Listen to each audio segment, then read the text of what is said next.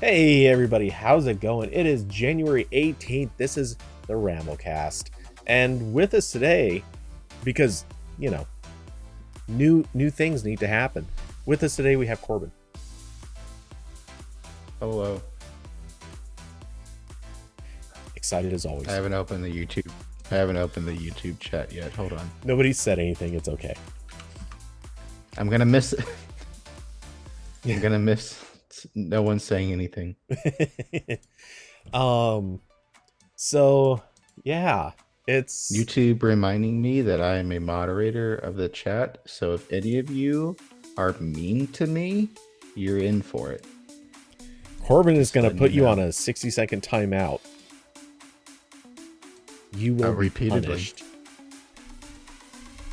For every second you make me feel bad, that's another 60 seconds. Oh, not touching that. Anyway, so I mean, it's been a busy week. Lots of stuff has kind of happened.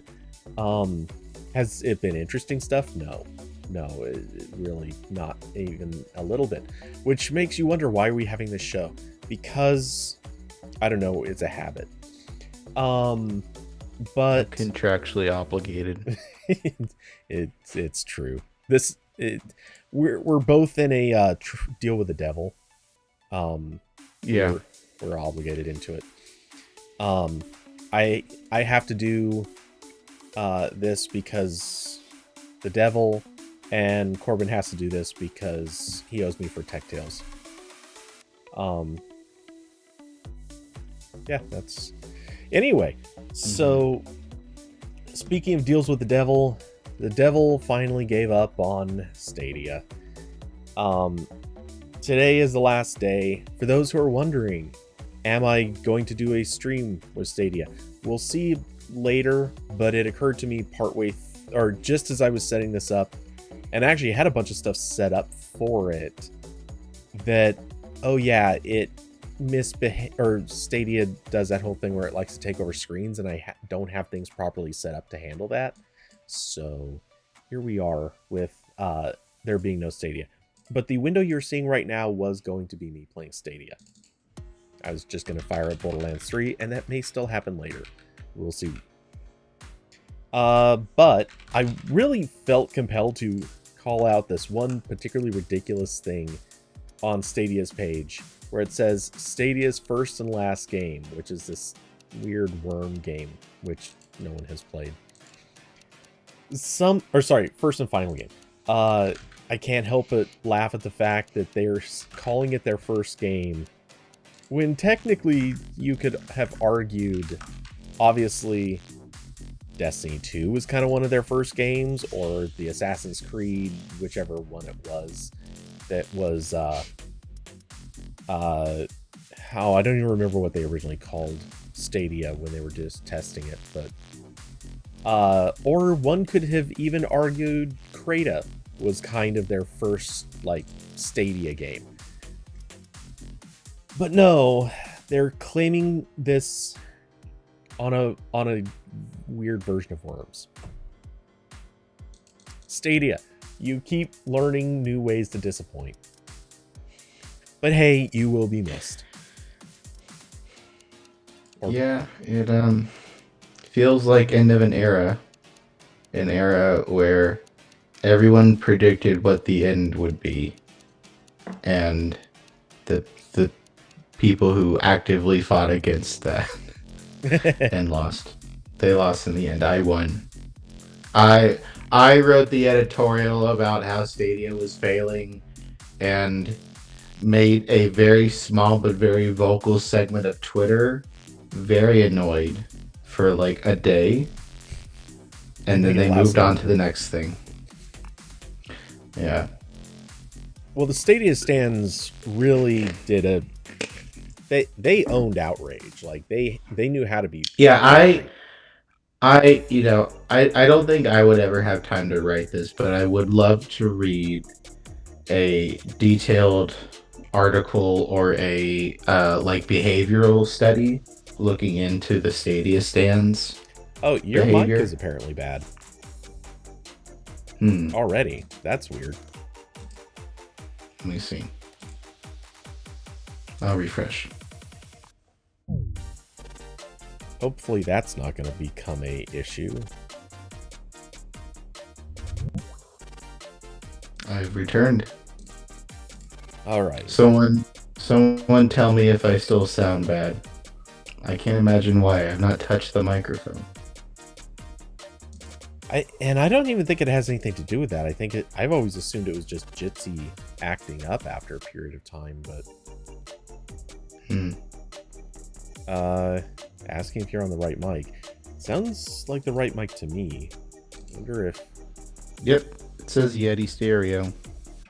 Not that I think that this should factor in, but really quick, I'm just going to try closing any of my Stadia windows and see if there's any chance that matters. Sounds like there is more than one of you. How many Corbins are with you in the room?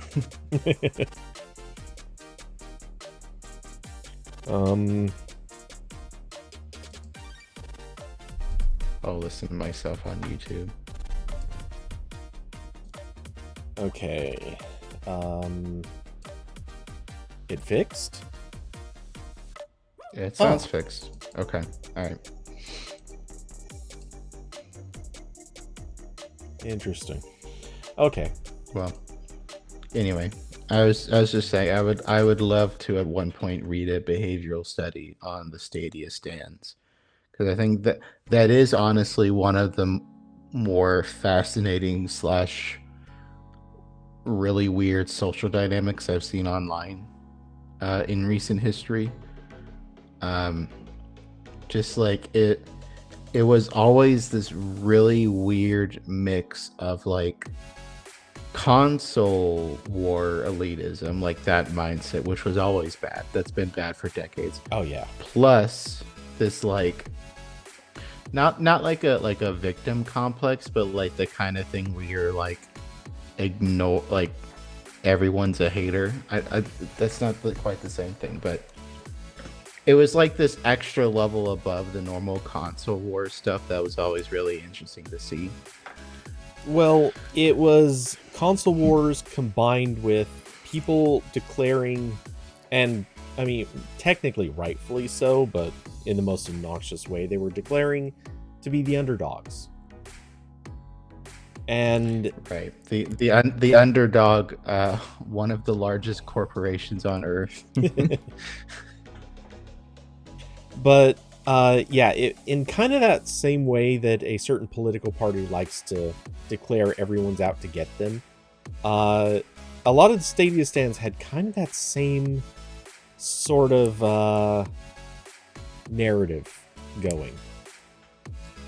Yeah, and it was always so weird because it was exactly like the console fanboyism, where so often there wasn't like any way to verify stuff.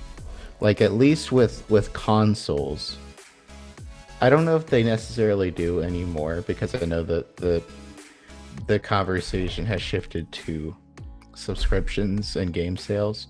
But for a while, Microsoft and Sony and Nintendo, they were, all publicly traded companies, and they were reporting how many consoles they would sell and how many games they would sell. So there was always verifiable data to a point where that just gave them ammunition against each other. Like, haha, you bought a Xbox One, you dumbass. Look at how many, Microsoft's only sold 6 of those. But with Stadia, it was always completely opaque.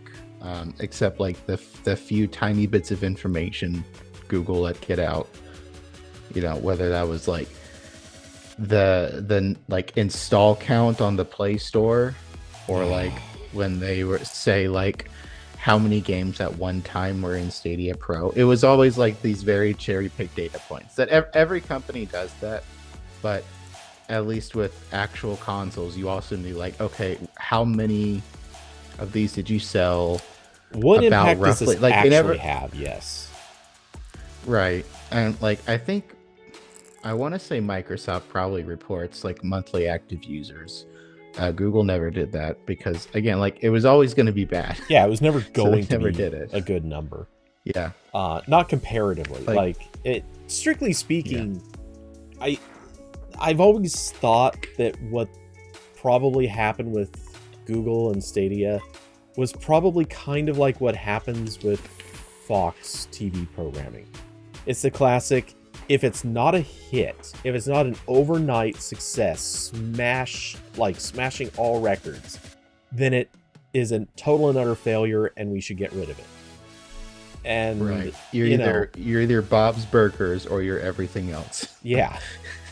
And you can point to examples where Stadia actually was kind of a hit, like when and say what you will about Cyberpunk 2077, but when that came out, I remember every person on a console basically complaining about performance and problems and bugs and all the other issues, and everyone on PC, like there were some people with really, really decked out rigs that were happy with it, but most people weren't.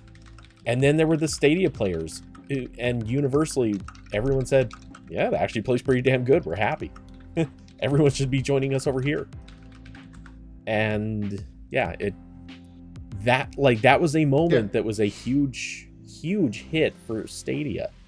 Unfortunately, it was a game that would also get absolutely blasted by critics. And ultimately it was just the one hit, like that one success moment that never really repeated itself because most other game studios wouldn't release something so completely unpolished and unready for the market. But hey, so it goes.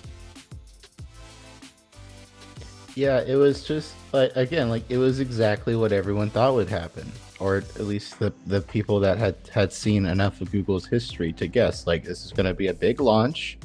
They were going to be really late on implementing features people really wanted, and by the time they did it, no one would care. Like, yeah, that's exactly, and yeah, and there were just so many missed opportunities. Like, yes. just because, again, like the reports afterwards, I think it was in the information, someone reported that like Stadia was like rushed to launch by management, and that's why a lot of stuff wasn't there on day one, like achievements. That seems important for a game platform a little bit. Well, Nintendo doesn't have it, but Hey, really? I actually didn't know that. No. Oh, Nintendo, what are you doing? Yeah. Join selling the 20th a lot of Switches century, is what they're doing. Huh? Yeah. What's that? Selling a lot of Switches, that's what they're doing. Yeah. Yes, it was again, like it's just the same thing again, and it was so predictable, the exact timeline of this. Like, they launched a cloud service where you could only, like, they were late to achievements. They never published they never made their own game for Stadia, which was always part of the stated reasoning for all this, is like, oh, when it's in the cloud, we can do all this crazy stuff that you can't do on a console. Yeah. Never happened. All this integration with like Google and YouTube stuff never really happened on a high degree, probably because at a certain point they would have got sued for antitrust. So I understand that part a little bit. Nothing. Maybe on Google search. I think forced you to play Stadia on YouTube. There would have been no antitrust there. That's literally just, they promised that they were going to make it very convenient and easy to stream Stadia to YouTube, which, funny enough, never happened. Not really. I know that they added that functionality, but they never made it good. Yeah, there was all that. They were so late to an Android TV app, which was, oh, I know, honestly, that was insane. There was, the other smart TV apps were really late. Like, Stadia was already like sealed fate probably by that point. Like it's just so predictable. Like you see this over and over again with Google. They do the same thing every time. This is exactly what happened to Allo. They launched that too early. It was missing a bunch of stuff, and then everyone ignored it. Okay, so I am going to kind of call out a few of these. It's not that I really disagree with most of it, though I do disagree with one very specific thing you said. You said that the timeline for Stadia was predictable. That I disagree with. I thought they were either going to cancel it much faster, like, you know, in kind of that Fox style of either it's a massive success or we can see it's not going to make it, so we're just going to kill it early. Or I thought they were going to let it run to the point that it was a true graveyard product. Because I figured they wouldn't want to pay out like compensation to people, which like Austin said, didn't expect to get the money back. I completely agree with that. That blew my mind. I figured at most they might give people like store credit or discounts or something like that. Give you some YouTube rentals. Here you go, buddy.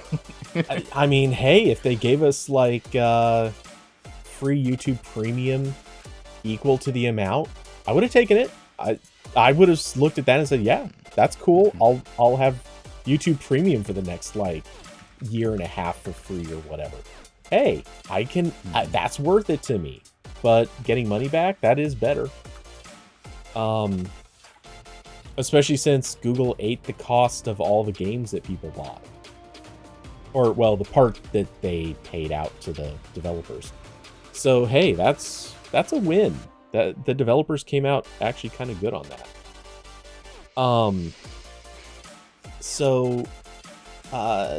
But I do think I also want to kind of just note, I feel like Allo versus Stadia, two very different situations, in large part because Allo was fundamentally at its core built with bad decisions, and it was a product nobody asked for. It wasn't a platform. That too, yeah. Though they were working on that, they wanted to turn Allo into a platform. They just never got there. It basically was just a home for stickers. But with Allo, they wanted it to be entirely about your phone number. Your Google account didn't even factor in.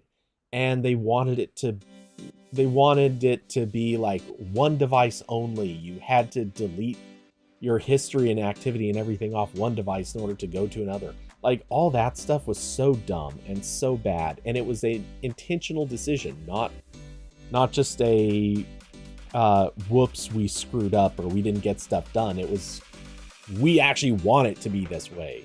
And then everyone hated it. Right. So they turned around and tried to undo all of their bad decisions. And by then, yeah, no one cared. Allo doomed itself. Though, whatever his name, the guy who was on the Allo team, who then ended up on the Stadia team, there's a small part of me that does blame him. Because I feel like he is at fault for some of this somehow. It's just that comic that keeps going around of like the Grim Reaper like knocking on like several doors in a hallway. Yeah. But yeah, so with Stadia, the clear problem, and I couldn't agree with you more, the clear problem was that they started with a product that was not finished. They made some big promises about what it was going to be.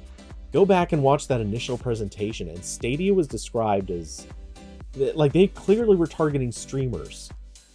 But then they released a product that was so insufficient for streamers. Like, it was okay for regular gamers, but all the things they promised for streaming were just not there at all. And some things were actually made worse. And yeah, because some of this was also part of, like, I don't know if YouTube gaming was dead by this point. I don't remember. It basically was about to be. Like, I think I think they might have even had it like a date for when YouTube gaming was getting shut down or something, but I don't think it was technically officially dead yet, or maybe it had just died. I don't know, but it was in the ballpark. Yeah, it was just a lot of moving pieces that didn't go together in the most predictable way imaginable. And then, like you said, they had what honestly felt a little bit like a second chance when Cyberpunk came out and Stadia had the only functional version at launch. And it's like, if I'm Google in that situation, I would have spent a lot of money on advertising at that specific second. Yep.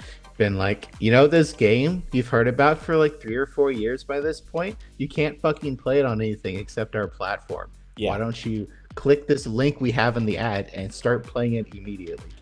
Yeah, if I were Google, I would have literally been on the phone with some advertising company or something, and it would have been a straight up, literally like the day Cyberpunk came out and everyone realized that the only good experience most people were getting was through Stadia.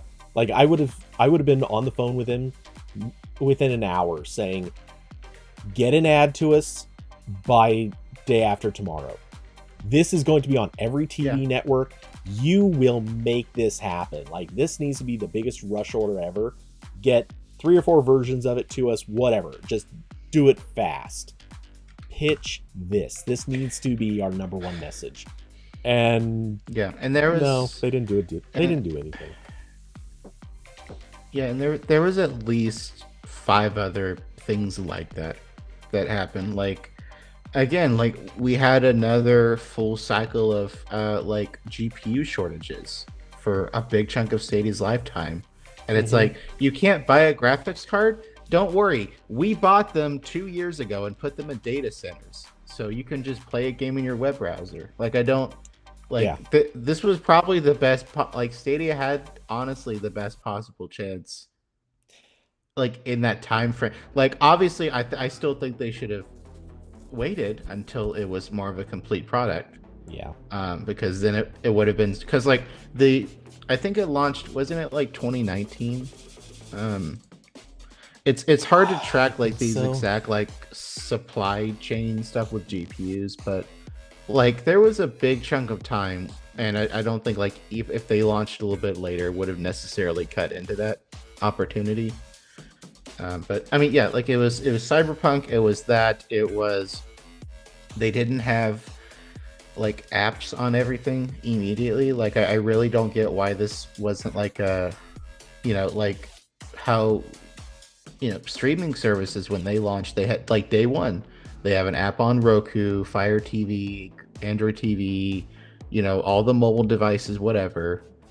And like Google didn't do that, and that's like the whole point. Well, and they didn't do it with their own products. It's one thing to say, oh, you know what, we like if a new TV network starts up, a new streaming service, okay, if they happen to miss, I don't know, let's say Fire TV, for example, but they can say, oh yeah, we're working on this. When they say we're working on it, usually that means, yeah, we'll have it out in like a month, guys. Okay, it's late, we're sorry. But it's not their own platform. If Amazon were to miss Fire TV, people would be laughing their asses off, and rightfully so. If Apple TV Plus was available to everybody but Apple TV, we'd be joking about it left and right.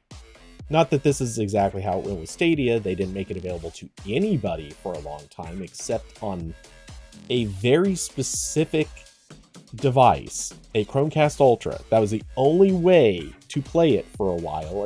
That and in a web browser. And the web browser experience sucked too. Why? This went exactly how everyone thought it would go.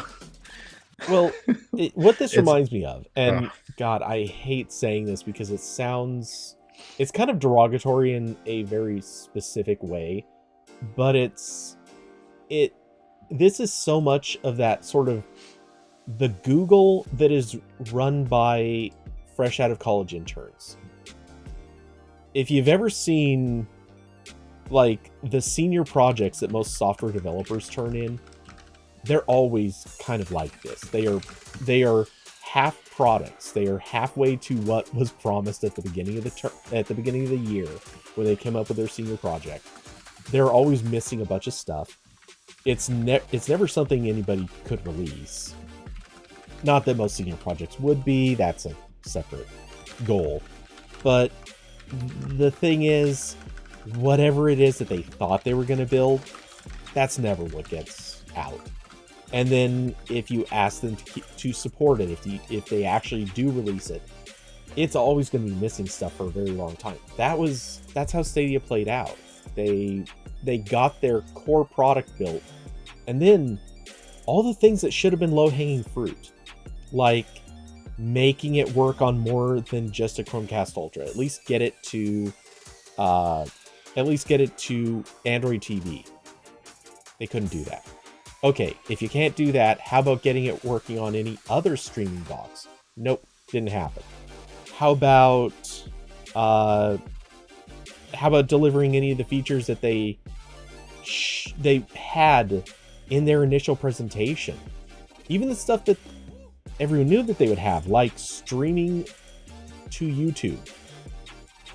That was it, like streaming to YouTube. We're talking about a video stream. They actually literally have a video stream coming out of Stadia's servers. Could you not direct that to YouTube? It's literally an address. You literally just give it an address to stream that data to, and you're done. It's that easy. And they didn't do it. How? I don't...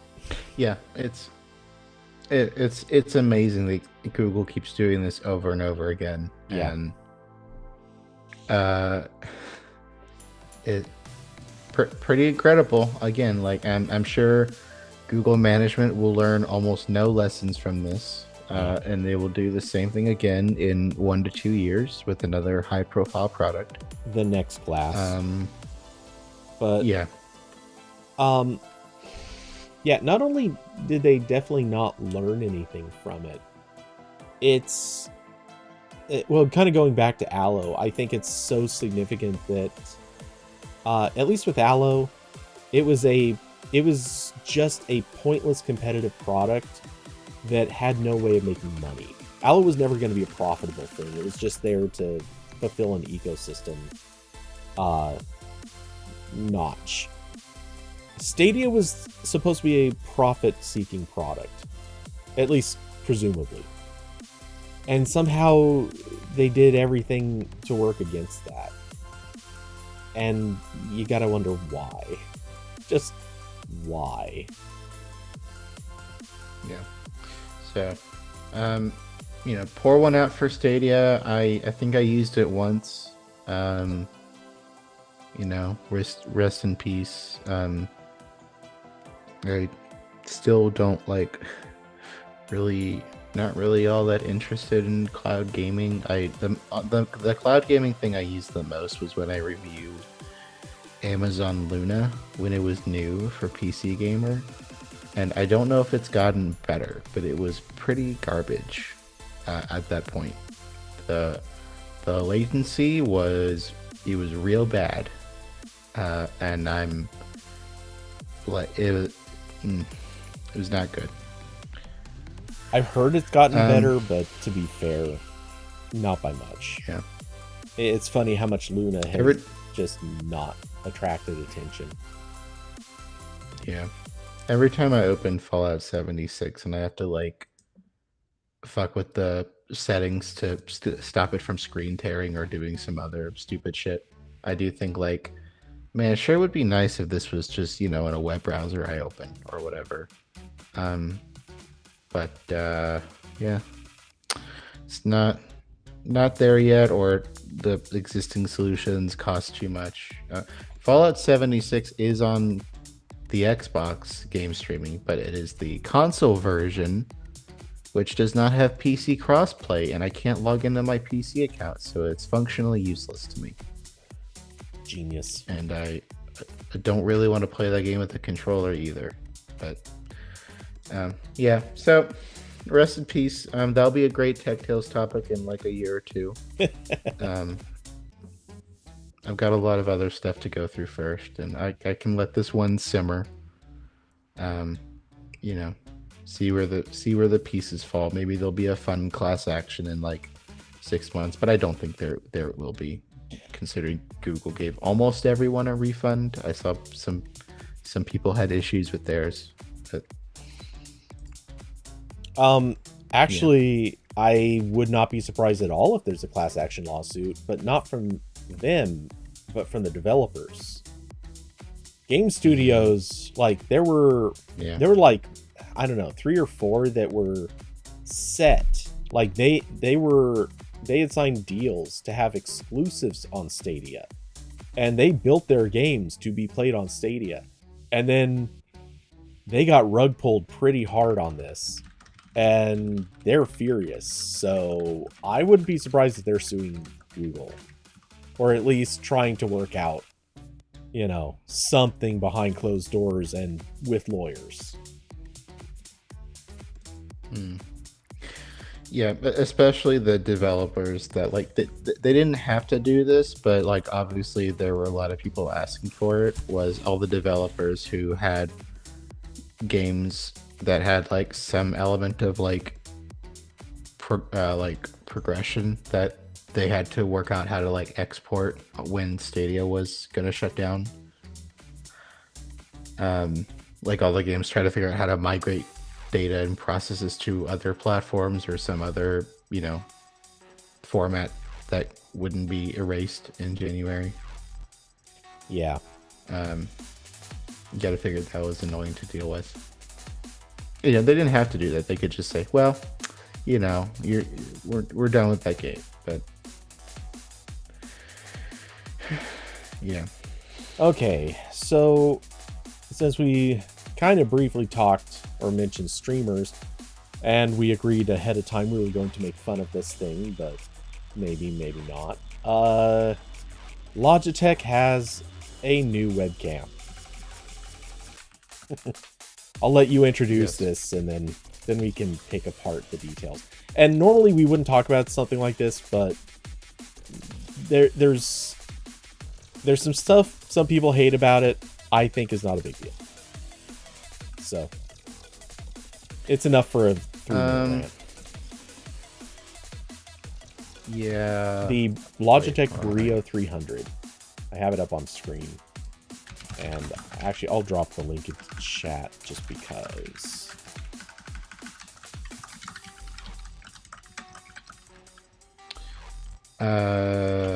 Yeah, so Logitech makes a lot of webcams. They announced this one today, which is the Brio 300 series. There's the Brio 300 and the 305. As far as I can tell, they're identical. It's just the 305 is mostly sold to like companies that need to buy a lot of webcams at once. Oh, really? For their workplace. Yeah, I think they look identical, but the product pages are different. Like the one for the 305 is like, look at how great this is for your workplace, like kind of thing. I think they're identical. Last I checked, they were the same price. So yeah, they're the same price. I'm kind of wondering if oh no, they have off-white, graphite, and rose, which really just looks flesh colored. And then yeah, 305, I don't see anything about different colors. Yeah. Yeah, so this webcam, kind of they have the exact same colors for that one too. Yeah. I don't know if there's any actual differences. They might just be selling the same thing. Yeah, they're using twice. the same maybe it's images even. Yeah. Maybe different packaging. I don't know. But yeah. So there's kind of two main things going on here with this webcam. The first is that it's shaped like a cone, which is kind of interesting. Yeah. So you have the camera and the privacy shutter and the microphone and stuff facing towards you on like the base of the cone, and then as it gets to a point facing backwards is where the cable comes out. So that's kind of fun, and it also means that like it seems like it's probably taking up a little bit less space on top of your laptop or screen or whatever than like the normal wide ones. I don't know. It might be the same if you factor in like how big the circle is. But it's different. So Does this have a speaker? Sure. Because I no. wait. There's Actually, a microphone. You know, I never really thought about it, but why does it look like the 920? It has what looks like a speaker grill, but I think that's just cosmetic. You mean the thing directly below the camera? No. To the sides of the C920, there's Oh, yeah, it's wide, and therefore like it's wide, but out to the edges, it has what looks like a speaker grill. But that's got to be cosmetic. There's no way this produces sound. Yeah. But yeah, the thing is, there's no reason even for the C920 to be wide, because the camera fits in just like 1/10 of the space of this thing, and you could really cut it down. And I see no reason on the Brio 300, 305, whatever. I see no reason that this needs to take up so much space.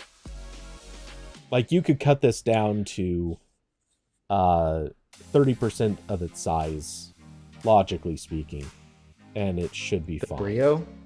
Yeah. The Brio or the it Well, could be a both. half cone. Yeah.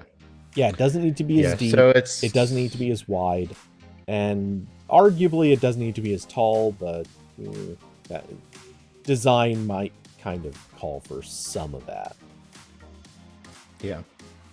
So it's cone shaped, and the other thing is also kind of factors into the design is that a lot of it is made from recycled plastic, not all of it. I think on their blog post they said the graphite color is 62% recycled plastic, and the white and rose colors are 48%.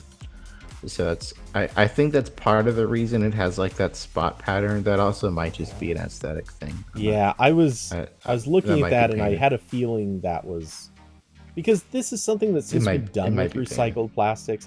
I don't think it has to be this way. I think they just do it on purpose because it's something I think people recognize as being a trait of recycled plastics. Yeah. That does get into the fun thing where every time a company announces something, they have to make a paragraph about how they're eco-conscious, and I'm like, great, you bought some carbon offsets like 5 years ago. I'm so proud of you. I don't care. Yeah. Like, you're still making garbage that's gonna go in a trash or recycling bin in a year. Anyway, so that's kind of the two main things here. I'm kind of disappointed with this though. Number one, this is $70. I know it's going to go on sale in probably 2 weeks, but that's still silly. It's $70 and it has a fixed USB cable like almost every other webcam. Yep. So if you snag the cable, pet wants to chew on it at some point, you gotta throw out the whole webcam. Also, that fixed cable is USB-C, so that's great if you've got newer computers, but if you need to take this somewhere and maybe use it on a work computer or someone's older computer, like, I hope you brought a adapter, buddy, because also that cable doesn't come out. So that's fun. And not saying that USB-A would be better in this, because it's not. I think cable needs to be replaceable, and that solves all these issues. And also, this, again, $70 webcam. This is 2 megapixels. It maxes out at 1080p 30 fps, and it can also do 720p, but that is also 30 fps.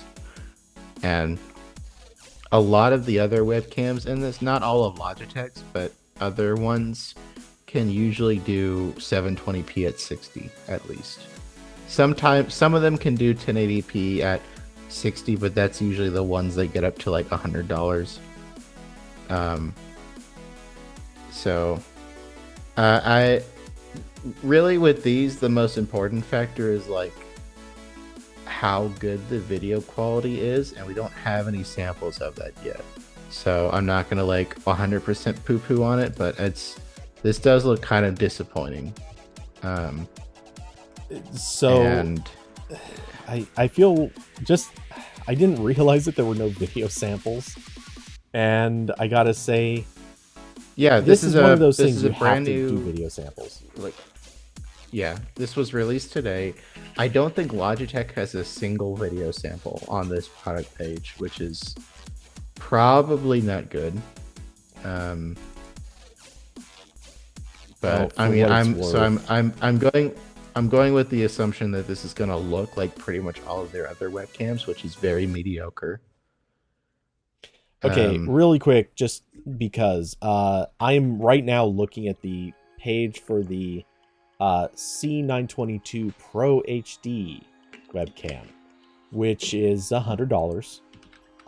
Notably, their page does not have video samples either. It is very much, and for anyone who sees this, like, you immediately recognize this is the latest version of the webcam everybody has. But there's no video samples. It is 1080p at 30 FPS, just like the Brio. But this one does do 720p at 60. I will comment on that momentarily.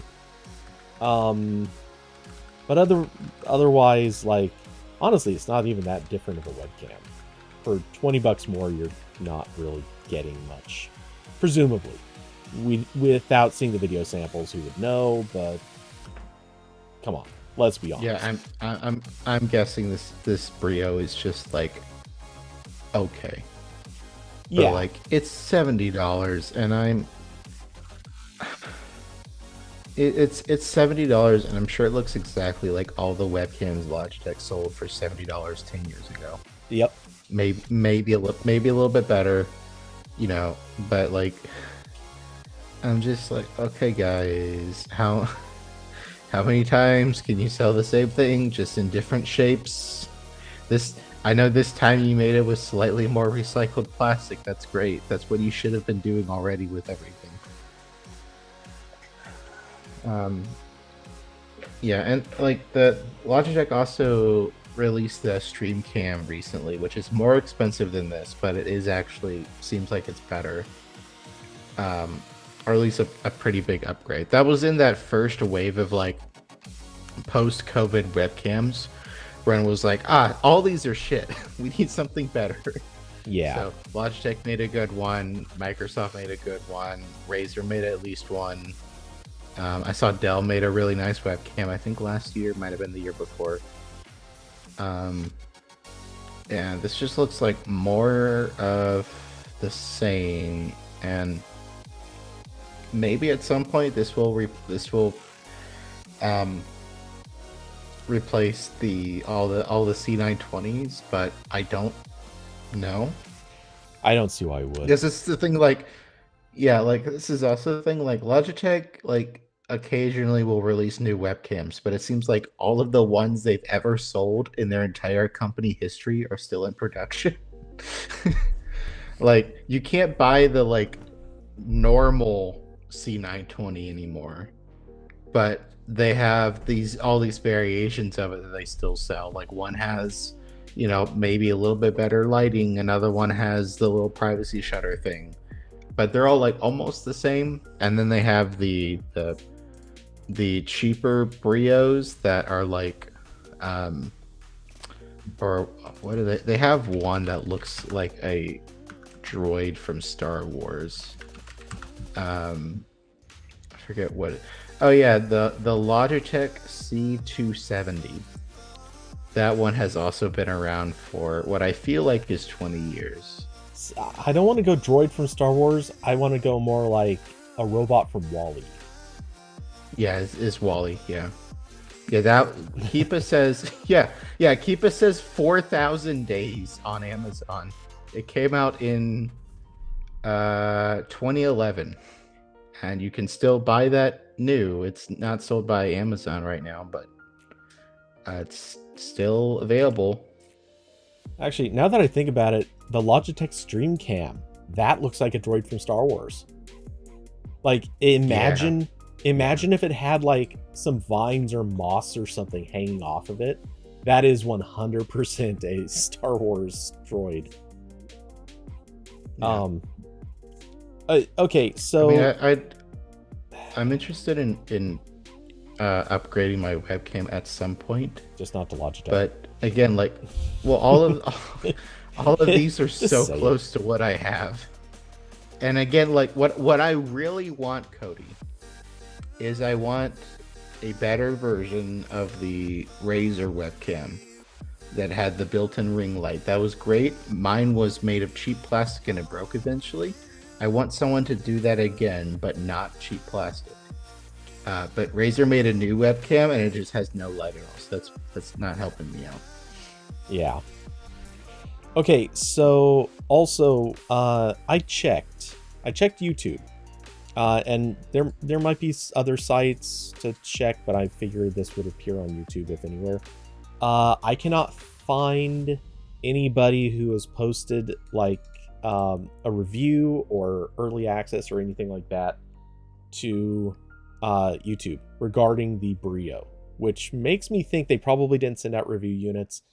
Therefore, no one out there is posting video quality comparisons. Right. And I don't think that this is Logitech trying to hide it. I think they just don't care. Yeah. They're shoveling out a new version of a product they've already made, and this is it. Frankly, I have a feeling that this is quite literally just the same camera as the C922, but it's $20 cheaper because they wanted to make something that was $20 cheaper. Or another way to say it is, the C922 is the camera you get if you want to spend $20 more on a camera.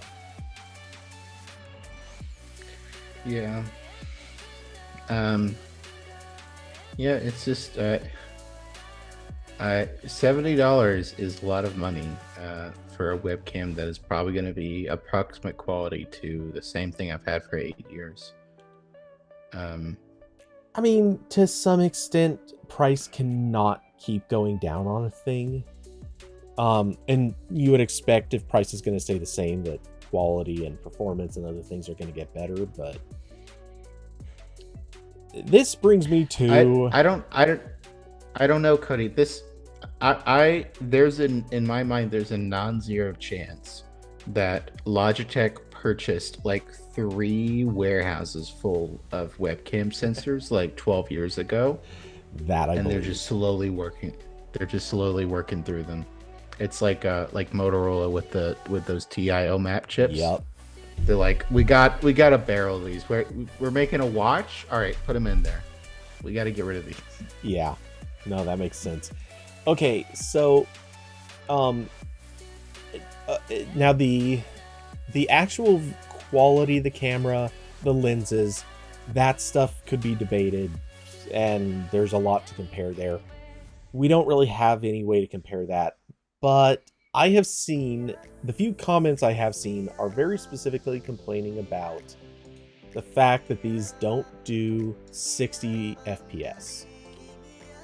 And in general, like, various complaints about cameras not doing 60 FPS. I gotta get this one out. That's dumb. That's dumb. 30 FPS is perfectly good for a webcam. Humans, for the most part, are really slow-moving creatures. We are very unimpressive in the world.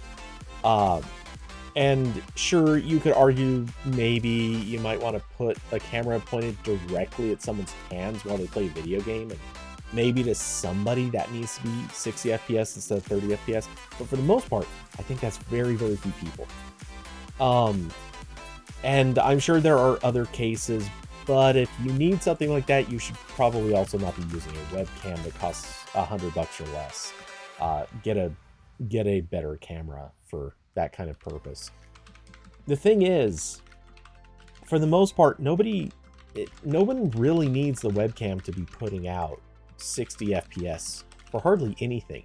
The only time when that is useful, and it's very minimally useful, is if you're doing like editing your videos after the fact, where you have 60 FPS video, let's say from the game, and you then have 30 FPS video from your camera feed. It's a little annoying, but all you have to do is click a couple of buttons and you can retime your video, and that's it. It just does frame doubling, which for the most part, nobody minds. No one cares that it does a little frame doubling for a person sitting in a chair staring at a screen. So I'm just saying, it's not that big of a deal. Nobody really needs or cares about 60 FPS coming out of a webcam. Other cameras, cheers, makes sense. Oh, I see mentions of meta, or like obviously like AI avatars, or not AI, but like avatars and stuff like that. I suppose there might be an argument for that, but I feel like those mostly kind of fill in frames anyway. So I don't see that as being the problem. Yeah, I don't think 60 FPS is a make or break thing. It's just, in my mind, it's one of those things you need to have to justify this crazy high price tag. Like, but that's it's sort of like selling somebody a car that can go 200 miles per hour, but then sticking governor on it that guarantees it's not going to go over, let's say, 140.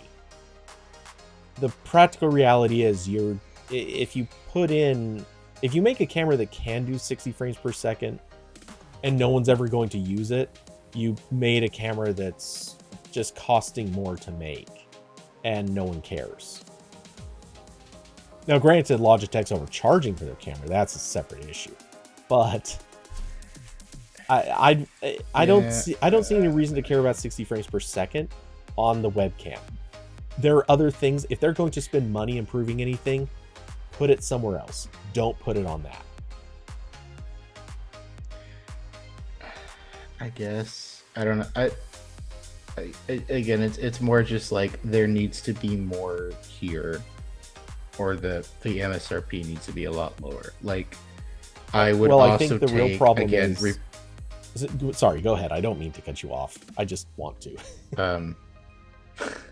Like, at this price, like, give me a replaceable cable. I think honestly, Yes. that's bare minimum now. Like, Yes, you just 100%. like, don't come to me like, oh, we're using recycled plastic. Great. As soon as I snap the cable on your fucking webcam, it's going in the garbage or the recycle bin, hopefully, because you can't replace the cable. So I need that. I also would have taken like 4K support, maybe, or something higher than 1080. Oh, is that your SAG Photo 360? No. This is the Fossil Gen 6, but this is another one of those fixed cables on a charger things. I hate this. Hate it. And at least this is just a cable that can be removed from the brick. It's not the worst. It's not literally a cable running to the core product, but still, removable cables, people. There's no reason that you shouldn't be able to pick what cable goes into and out of your products. Yeah, so like that should have been there. I would have also accepted 4K support, or maybe honestly, if they built some really good software. But the issue is that all of Logitech's desktop software is like horrendous. Like, it is some of the worst accessory software I've ever used. I will grant some of it is pretty, but it's bad. It's bad. The app for my MX Masters, not that good. The G Hub app for their gaming stuff is just terrible. It took me like 20 minutes to figure out how to turn off the flashing lights on my mouse. For those who don't remember, my problem with the microphone suddenly getting stupidly loud as the game shot up was actually caused because G-Hub software doesn't work with the latest, or doesn't work properly with the latest version of Mac OS, and it was causing momentary disconnects to the microphone, and every time it reconnected, it would reset the gain level. Yeah, G-Hub software is garbage. Yeah. So yeah, I'm kind of annoyed. I want a webcam upgrade at some point, but it seems like no one wants to make what I want, so that's annoying. I want to make what eventually you want. I'll just thank you. Eventually I have Logitech's little tiny light thing that you stick on top of a display in my Kibo wish list. When it goes down a lot more, I'll buy that.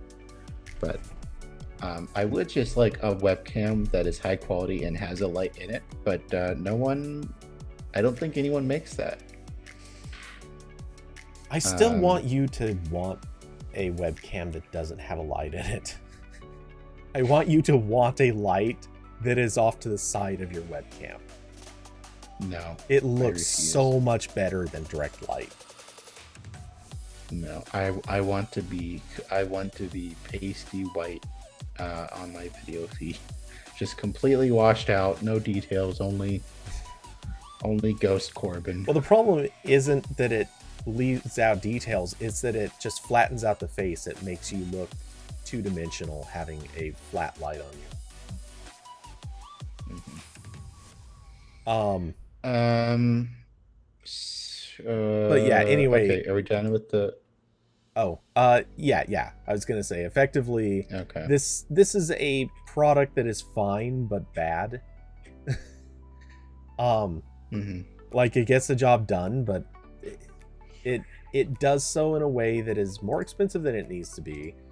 It's using Logitech software, or they at least want you to use that, which is always awful. And but I'm still angry every time people make a big deal out of 60 FPS on a webcam. I think people need to stop caring about that. Honestly, I swear the only reason I think anyone cares about that is because it's one of the only specs that is on any webcam. Like, you can look all day, all night, you're going to find like 5 specs on every webcam, and that's usually one of them. And it doesn't need to be. No one should care. Mm-hmm. I'm done. Okay. So I have a little bit, this isn't like breaking news, but it is new news. It's kind of interesting. I'll put in the YouTube chat. There's a little bit of Mastodon news that's kind of interesting, which is that Buffer, which is one of the most, if not the most popular tool for like more advanced social media page management, is privately testing Mastodon support. So for anyone who doesn't know, Buffer is this web app that is sometimes a paid product depending on what you're doing with it, that helps you manage social media accounts. It's used a lot for scheduling posts mainly. So if you've got a lot to share, you can put it in Buffer and it will send it for you at the appropriate time, or it'll help you space stuff out, which is really helpful. It's also really good for managing a lot of different accounts in one place. So like if you have a, company Twitter account and a company Facebook profile, you can like write the post for that in like the same single panel and schedule them out for those accounts, which saves a lot of time and energy. And Buffer is used by a lot of companies. It's used by a lot of like news websites, organizations.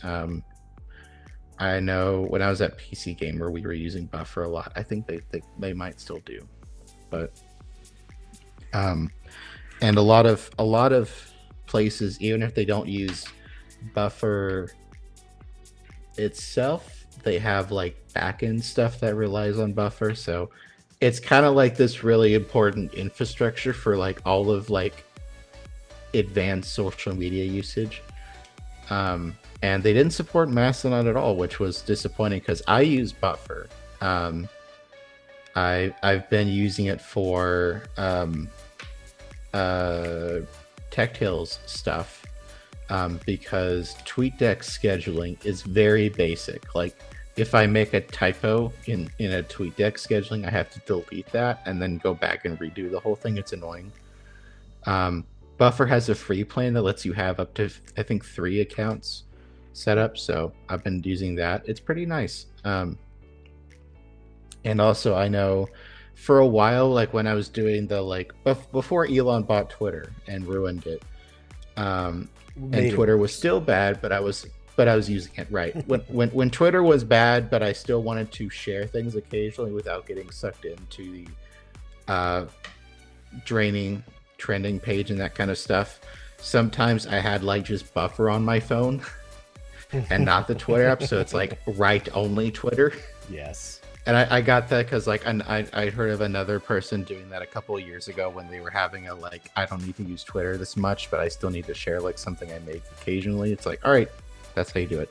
So anyway, Buffer is really important, and the fact that it had no support for Mastodon was kind of, that's like immediate roadblock to a lot of organizations using Mastodon, because when you build your entire, like when you train people and build tools around Buffer, you can only like it's much harder to use stuff that Buffer can't connect to. So this is really good.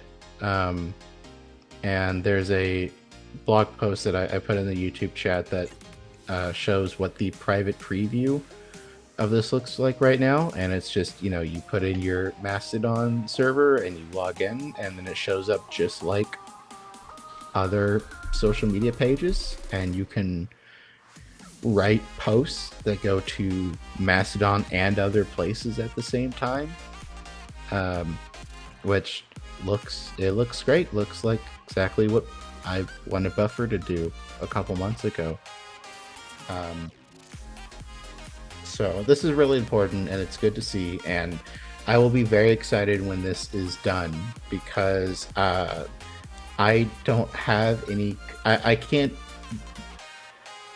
the TechTales Mastodon account is extremely basic right now. Like basically how it works is that I just, because like, you know, when I make TechTales, usually I'll finish it like, you know, late at night or something, and I'll have it scheduled to go up at a certain time, and that way I have time to get the YouTube video, the audio version, and the social media posts all live at the same time.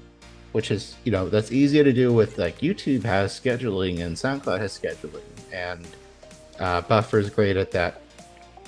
But the Mastodon account has just been an automated bot where when it sees the RSS change for the podcast, it makes a little post, but like I can't do a lot with that. Like you'll see on Twitter, I like tag the people who are in the episodes and write a little bit of a description. But I don't have it. There's not like a good tool to do that with Mastodon, really. I don't know if the Mastodon web UI has scheduling. I don't think it does, because even like Twitter didn't have it until pretty recently. No, it doesn't. At least not that I remember seeing. Yeah. So I will definitely use this whenever it goes live to make the Mastodon account look better. And I'm sure it'll be a lot easier for other big, or not other big, TechTales isn't big, but it'll be easier for big organizations and blogs and news places to set up Mastodon accounts when it's just like integrated into the thing they're already using. So good job, Buffer. Yeah, no, this is definitely good. Let me get water. As weird as it is, it makes me nervous to think this is going to make it easy for companies that we find are generally abusers of Twitter are now going to find it a low enough bar to start using Mastodon that they're now going to start ruining Mastodon too. But hey, that's just the cynical part of my brain yelling and screaming about what certain companies that I've done work with will do. Right. This is definitely good for the brands, so to speak, which are a popular source of mockery on Mastodon. So that's putting it kindly. TechTales is also a brand, but I try not to be terrible. Well, it's a small brand, so it's the good kind. Locally sourced audio recordings. It's the kind that doesn't make any money, so it counts. Yeah, that's true. I'm not profiting from oil. Or from publishing nothing but buyer's guides and spam articles. Yes. And Diablo said, I moved away from Twitter, loving Mastodon. It's more relaxing. Yeah. Yep. No, and it's pretty nice. It's not that I can't say that I've quote unquote moved away from Twitter. I sure as hell have not been posting to it. I'm not very actively checking it like I used to. But yeah, I'd say I only poke into Twitter when something else brings me there. Like if I'm following a link somebody posts, I might glance over at the trending topics. Mostly ignore them, but every once in a while I'll take a peek at something. But that's about it. I've really tuned out Twitter almost entirely. The caveat is I've also hit that point where I'm starting to tune out Mastodon. Yeah, you still need to not be on social media all the time. Oh, that is not a problem for me. Yeah. Yeah. No, it's believe me, I'm not having any trouble with staying off of it. It's that I don't even use it as much as I probably should. Yeah. But it is what it Diablo is. said started to use Google News more and fixing it to my liking. Don't do that. Well, Google News is bad. You do need use good way to aggregate news. So but yeah, I also don't want to encourage Google News because honestly, it has been really bad lately. Get any RSS reader. Just, Feedly's really nice. I like Feedly. Get all your websites in there you care about. It won't be sorted quite as nicely, but Google News is frustrating. I'm a lover of classic RSS, but at the same time, I do acknowledge sometimes agree. You're just not going to get everything from that. Yeah, it's not quite the same thing. Maybe like you check Google News for like a minute after you check your other thing. Maybe that's the approach. I would, yeah. I agree. That's probably the best move is find the sources you actually want to follow and follow them fully. And for everything else, just especially when it's like you have an extra minute or two, then swipe your phone over to the Google Discover feed and scroll through it at like double speed. If anything really grabs your attention, okay. But right. Yeah, I don't know. Every time I look at Discover, and I've marked so many sites to not show up in Discover, but every time I look there, I see garbage. Just so much garbage. Tons and tons of clickbait. About twice a year, all of a sudden it goes into thirst trap mode where it is nothing but look at what dress this actress wore where it's practically see-through, or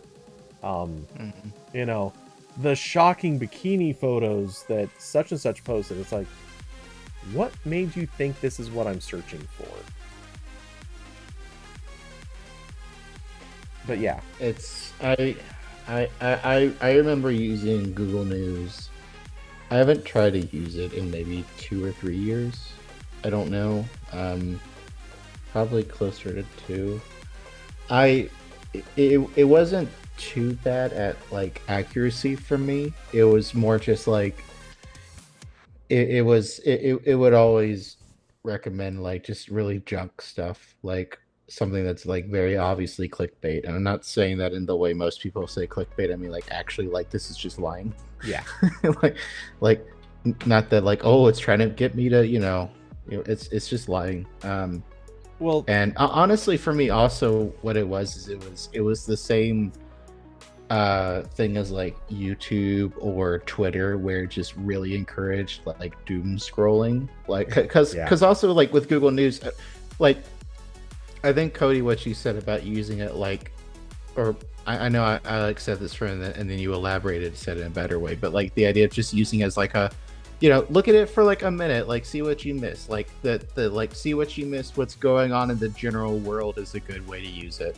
What I was trying to do was like file it down to like, okay, I know I want articles from this place, this place, this place, but like there's never like a guarantee you get everything from there, so it turned into like how Twitter works, or maybe Instagram is a better analogy for this, but like the thing where you're looking for the end of the updates that you care about, and they sprinkle in a bunch of stuff you don't care about, so like you never really know if you've like read everything, and it's infinitely scrolling, so it's like, I don't know if I've got to the end of what I care about yet. Yeah. So I'm gonna keep going.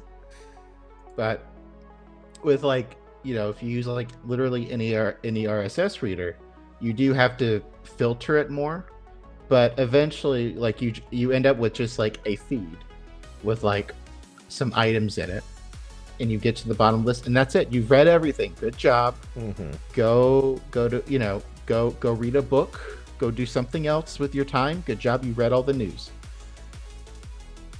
So yeah, I think that's a good strategy, is like using a feed reader to start with, and then have something else for like more general or like algorithmic stuff. Yeah. Because like none of the RSS, like some of the RSS readers try to do that. Like Feedly tries to sort by like what is most important to you, but it doesn't have a lot of data for that. And also it's not really going to recommend stuff that isn't in your feed, because that's not what it's for. Like I think what Feedly does is it like tracks how many Feedly users click something, and then it'll like try to sort that if you wanted to. But it's only, that's not a lot of data to work with. Yeah. Yeah, I don't know that I could, or rather right now I definitely don't use an RSS reader, and I'd like to get back to it, but I also know my habits too well, and I wouldn't keep up with it. And once I fall behind, I have a bit of that completionist need where I want to go look back through stuff. And at a certain point, once I fall too far behind, I will just give up. So, You're right. Yeah, that strategy won't work super well for me, but I also hate... Yeah, and everyone's different, so yeah. For the most part, everyone's just been relying on watching Discord and a few other places where I see people talk about things, and I get a pretty good feel from that. Plus I watch a couple of YouTube videos that are semi-updating. Yeah, that's kind of where I'm at. I'm like, if there is a nuclear war that starts, I will find out in like one of 5 places. Yep. And they're all Discord channels. Yeah. Is it weird that... Yeah, so... Is it weird that we use Discord the way that everyone says people are now using TikTok? When we want to learn something, when we want to find something out, we just go to Discord and check the channel and see if anyone's already talking about it. I would say that is better, just because... Oh, no, it definitely is better. Yeah. Like, you have to read the thing. I'm not watching the news as quickly repeated by someone on TikTok who's like gonna get details wrong. and also, yeah, just yeah. Wait, Anyway, details? so yes, It's TikTok. yeah, yeah, I exactly. think detail is very literally the one thing that is not allowed there. Yeah, that is like a really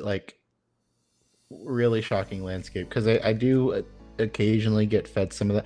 I don't know why I keep clicking on YouTube Shorts, but I do, and occasionally I'll get. I remember I got something like a week ago where it was someone trying to. I want to say the title was like Apple is letting Fortnite back in the App Store. And it started playing and it was something like they were repeating something from a rumor, which was repeating the industry reports from a while ago that Apple was working on like third-party app stores for the iPhone, and somehow that turned into Fortnite's coming back to the iPhone for sure, guys. Yeah, it's like they're not just it's like filling the in the most blanks. extreme like game of inventing. telephone. Yeah, it's inventing a game of telephone. They picked a narrative they want to happen, and then they created enough links between the things that are rumored that somehow it is now happening, and they're going to tell you it's happening, even though they're just inventing a story. It's kind of like reading most stories off the information. Yeah. So yeah. But anyway, Diablo, I'm not trying to like tell you how to consume news. Yeah. That's just what works for me. What works for me doesn't work for everyone else. I will say my main frustration with feeds, honestly, is that some places are better with RSS than others. I haven't really run into anyone that's just like, no, you will not. We don't have an RSS feed at all, because somewhere in there is one. They don't know it, but it exists. Yes. Right. Yeah. But like a lot of them, like I have this issue with all of the like local news organizations here, because that's something like I sometimes want to read. Like it's oh yeah, someone's building a new something down the road. I'd like to know that. But all of these organizations they make like 200 articles a day, and they don't filter them very well, and they don't have like separate RSS feeds for different things. So it's like the one I keep trying to read, but it's frustrating. They do cover like stuff that's being built around here, or like there's some new city law that's going to affect whatever. But then it's like, okay, cool. I also get to know about every stabbing within a like 20-mile radius. It's like, this is not useful to me at all. I don't need to know this. I don't need to read this every day. And so, yeah, like Feedly and a couple other ones, they try to get around this a little bit with like filtering, but sometimes that's a paid feature or part of a paid feature. So, Diablo said or road rage articles, yeah. Well, it's kind of like just, many. There's always that nonsense. So many. I'm gonna say tech blogs, but honestly, it's almost any kind of or any sort of topic to blog. But look, there are so many sites. I would be happy to read your news, but I don't want to read your deal alerts. I don't want to read your buyer's guides. I don't want to read your how-to article that's so generic and basic that like a 4-year-old intuitively knows how to do this thing. Why you wrote an article about it makes no sense, except you're chasing SEO in most cases. Like, I don't want that stuff from you, but it still comes out through your RSS feed, and that sucks. But yeah, there's just so little way to there's so little you can do to stop those or filter them out and not turn them into noise. And what's crazy, honestly, is that was way more of a thing in like 2005.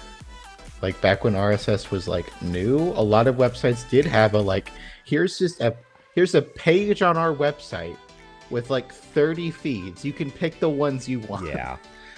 And I've noticed, honestly, the places that are best about that now are like legacy media organizations. Like last I checked, like Washington Post, and I don't know if like CNN or something, but like I definitely Washington Post has like that thing where it's like, here's 50 feeds. and you can choose which ones you want, which is nice. A lot of sites don't do that. But yes, okay, so that was more of a tangent, but I'm glad Buffer cares about Mastodon. That's cool. I will use that when it's done, and I imagine so will a lot of other people. If I was still on Twitter, that'd be even better, because then I could post the same thing to Twitter and Mastodon immediately. But I don't do that anymore because I don't want to support Elon Musk. So there we go. Anyway, speaking of supporting billionaires, go ahead. If my very rough count is accurate, the Washington Post RSS feeds page has, I believe I just counted, damn, now I'm not sure if I counted that correctly, but I believe it's 35 different RSS feeds. Yeah. Which, funny enough, some of these are weirdly specific. Like the high school sports. Yeah, there's the Maryland Terrapins feed. Feeds for the Washington Commanders, Washington Capitals, Washington Nationals, and Washington Wizards. Yeah. And there's an interesting there's like an interesting overlap here where there is like a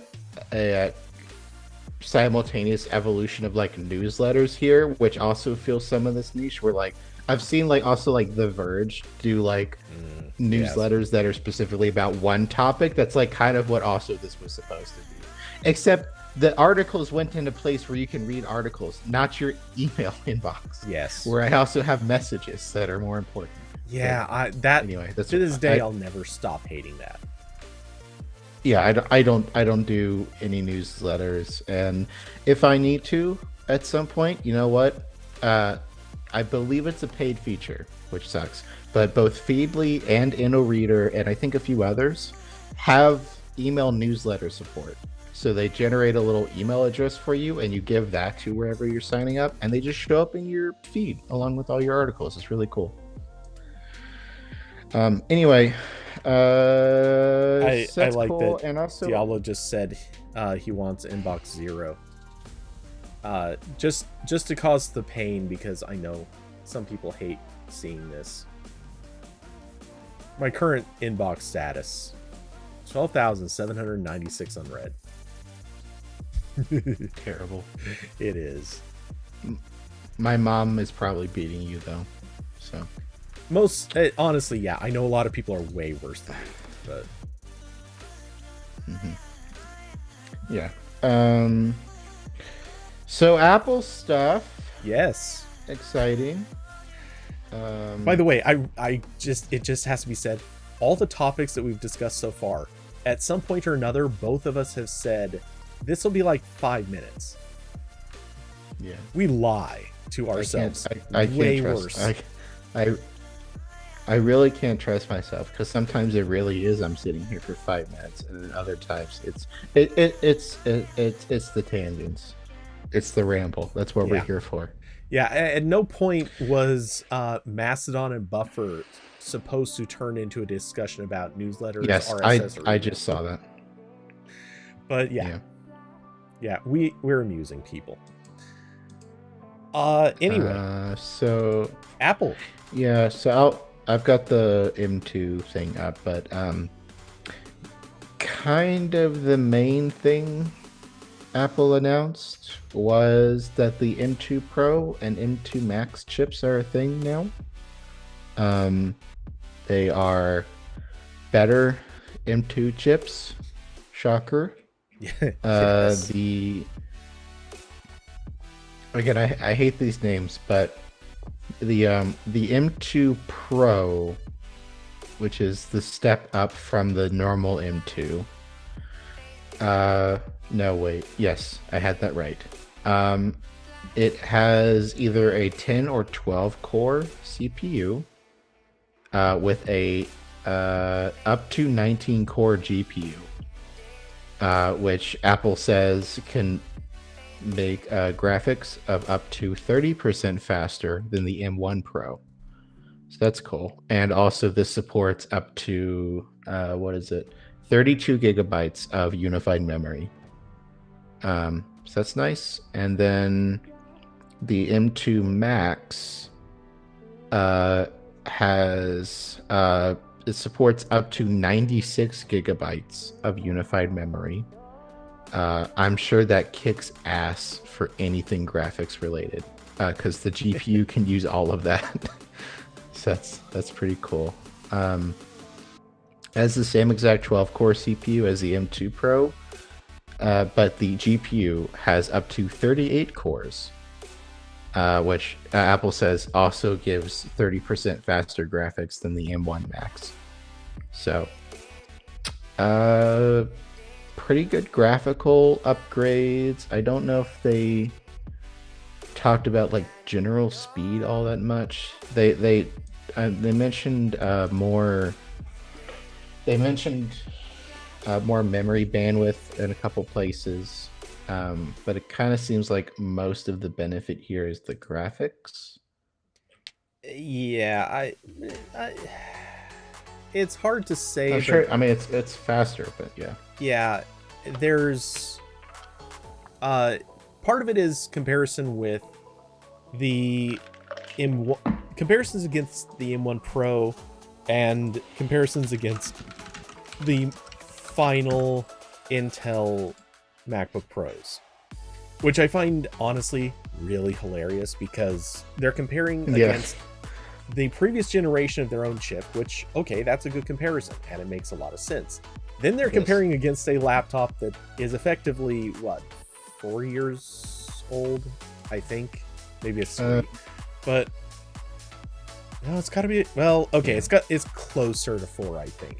Anyway, yeah, they're comparing against what is now a pretty old thing and sort of talking about it almost as if, well, this is Intel's current thing. They're not saying it, but that's the way it feels like they're comparing it.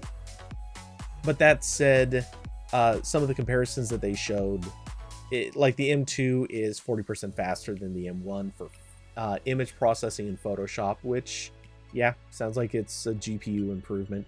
And it's 80% faster than the last Intel MacBook Pro, which, okay, yeah, that's an update. It's not as much of an improvement as I honestly kind of thought it was going to be for something like image processing. But then they did a comparison against Xcode, and it's barely faster on the M2 than the M1, but it's 2.5 times faster than the last MacBook Pro that had an Intel chip. So that's actually a pretty significant upgrade, which leaves you kind of thinking maybe the processor got the bigger architectural improvement, but the GPU got more power, so to speak, if that makes sense. Like the GPU got more muscle. It's, kind of like adding a little bit more to a muscle car. Just more memory, more bandwidth, more this, more that. Meanwhile, the CPU actually is processing better. They probably fixed or improved some things in some architectural sense. Yeah, and they talk about the more L2 cache, and they talk about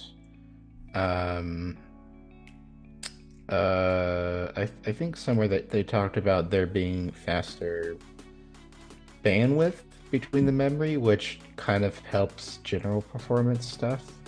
I know obviously like graphics helps general performance too, because your apps are being resized and you might be doing video stuff and that, but all this generally helps. I know obviously all this is like stuff that was designed a year or two ago probably, but it's good that they're updating the GPU stuff, because all the hot AI things right now, those all use the GPU, so that's going to be faster on that. And yeah, it looks good. I guess not a lot to say about the chips themselves. Well, there's probably going to be a lot of good stuff coming out when people actually get their hands on the Macs, with these in them.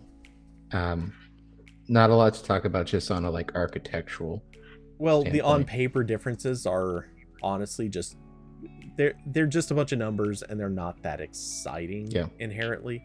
And for what it's worth, I think a lot of reviews are really going to come out saying, "Oh, it's great, it's so fast, it's so amazing," but then in reality, it's like, yeah, that's it. They just made it faster. It's not like this is enabling new features. It's not new functionality. It's not going to suddenly make games work on a MacBook that wouldn't have otherwise worked. It's just, yay, things got faster and theoretically more efficient, so battery life lasts longer. Like, these are pretty much the selling points. And Austin just said, I'm going to wait for reviews. I can't decide if I need 16 gigs of RAM or not. Well, luckily for you, Austin, I just published an article on this little website called howtogeek.com that talks about why you might not need 16. Obviously, 16 is better. But yes. You can do a lot with just 8 gigs. Look, I'm just going to say it. I'm always an advocate for more RAM. Yes. Do you need to go to more RAM? Good. Do you need to go to 32? No.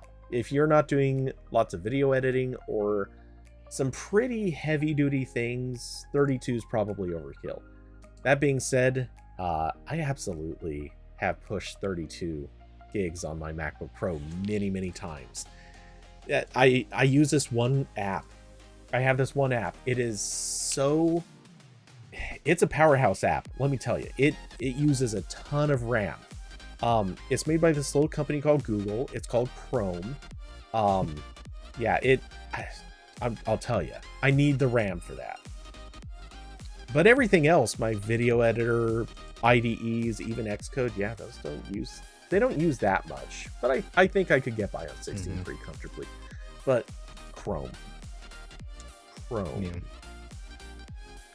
So, basically, the premise of my article was that swap memory is so fucking fast on these computers that, like, there's not that much of a slowdown when you run out of memory. Like, you might notice it, but it's much better than when you run out of RAM on a Windows PC. But there is the catch that you're putting more writes on your SSD, which is a factor. But, like, how long do you plan to keep your computer is basically the question. Right. Yeah. If you're going to use it only for a few years and then sell it or trade it or whatever, who cares? But if you're one of those people like I am, where a computer might actually just be part of your routine for like 8 years, maybe a little more RAM up front was probably the better choice. And to that point, Austin says he needs to run gigapixel, and they recommend more than 8 on the M1. Yeah, if they're saying use more than 8, it's not like between M1 and M2, it's not like there's going to be enough of a difference. Like, they sped things up, sure, but no, if they're recommending more, get more. Yeah, that's it. Nothing between an M1 and an M2 is changing that. They didn't magically make 8 gigs go further than it did before. Yeah. Hoopy says, the only issue I run into when pushing the 16 gigs on my 14-inch MacBook Pro is macOS audio starts popping. Ooh, I don't think I've noticed that before. But I don't have a MacBook Pro. Is this on an M1 or is this on an old Intel? Not that really matters. I'm just kind of curious. Because I haven't really heard about that. I've heard at various points in history, I've heard complaints about MacBook Pros or any MacBook having some audio popping issues, but I've never heard of it being related to RAM usage. He says M1 Pro base tier, and it only happens on occasion and only when the RAM is fully pushed.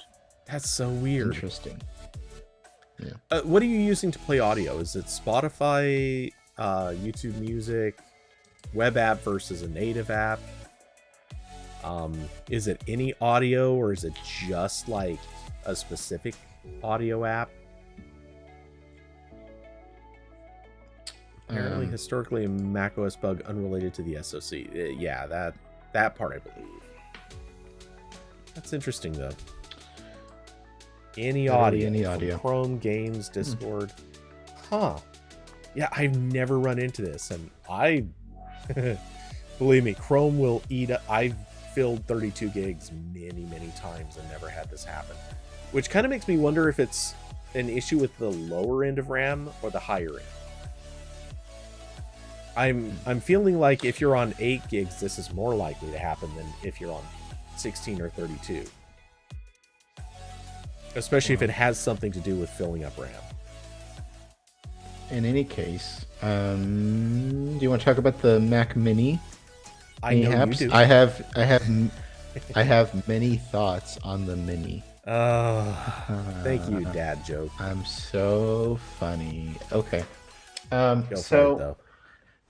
This is the first update to the Mac Mini since the M1. The M1 Mini was one of the two computers Apple put their chips in first. The other one was the Air.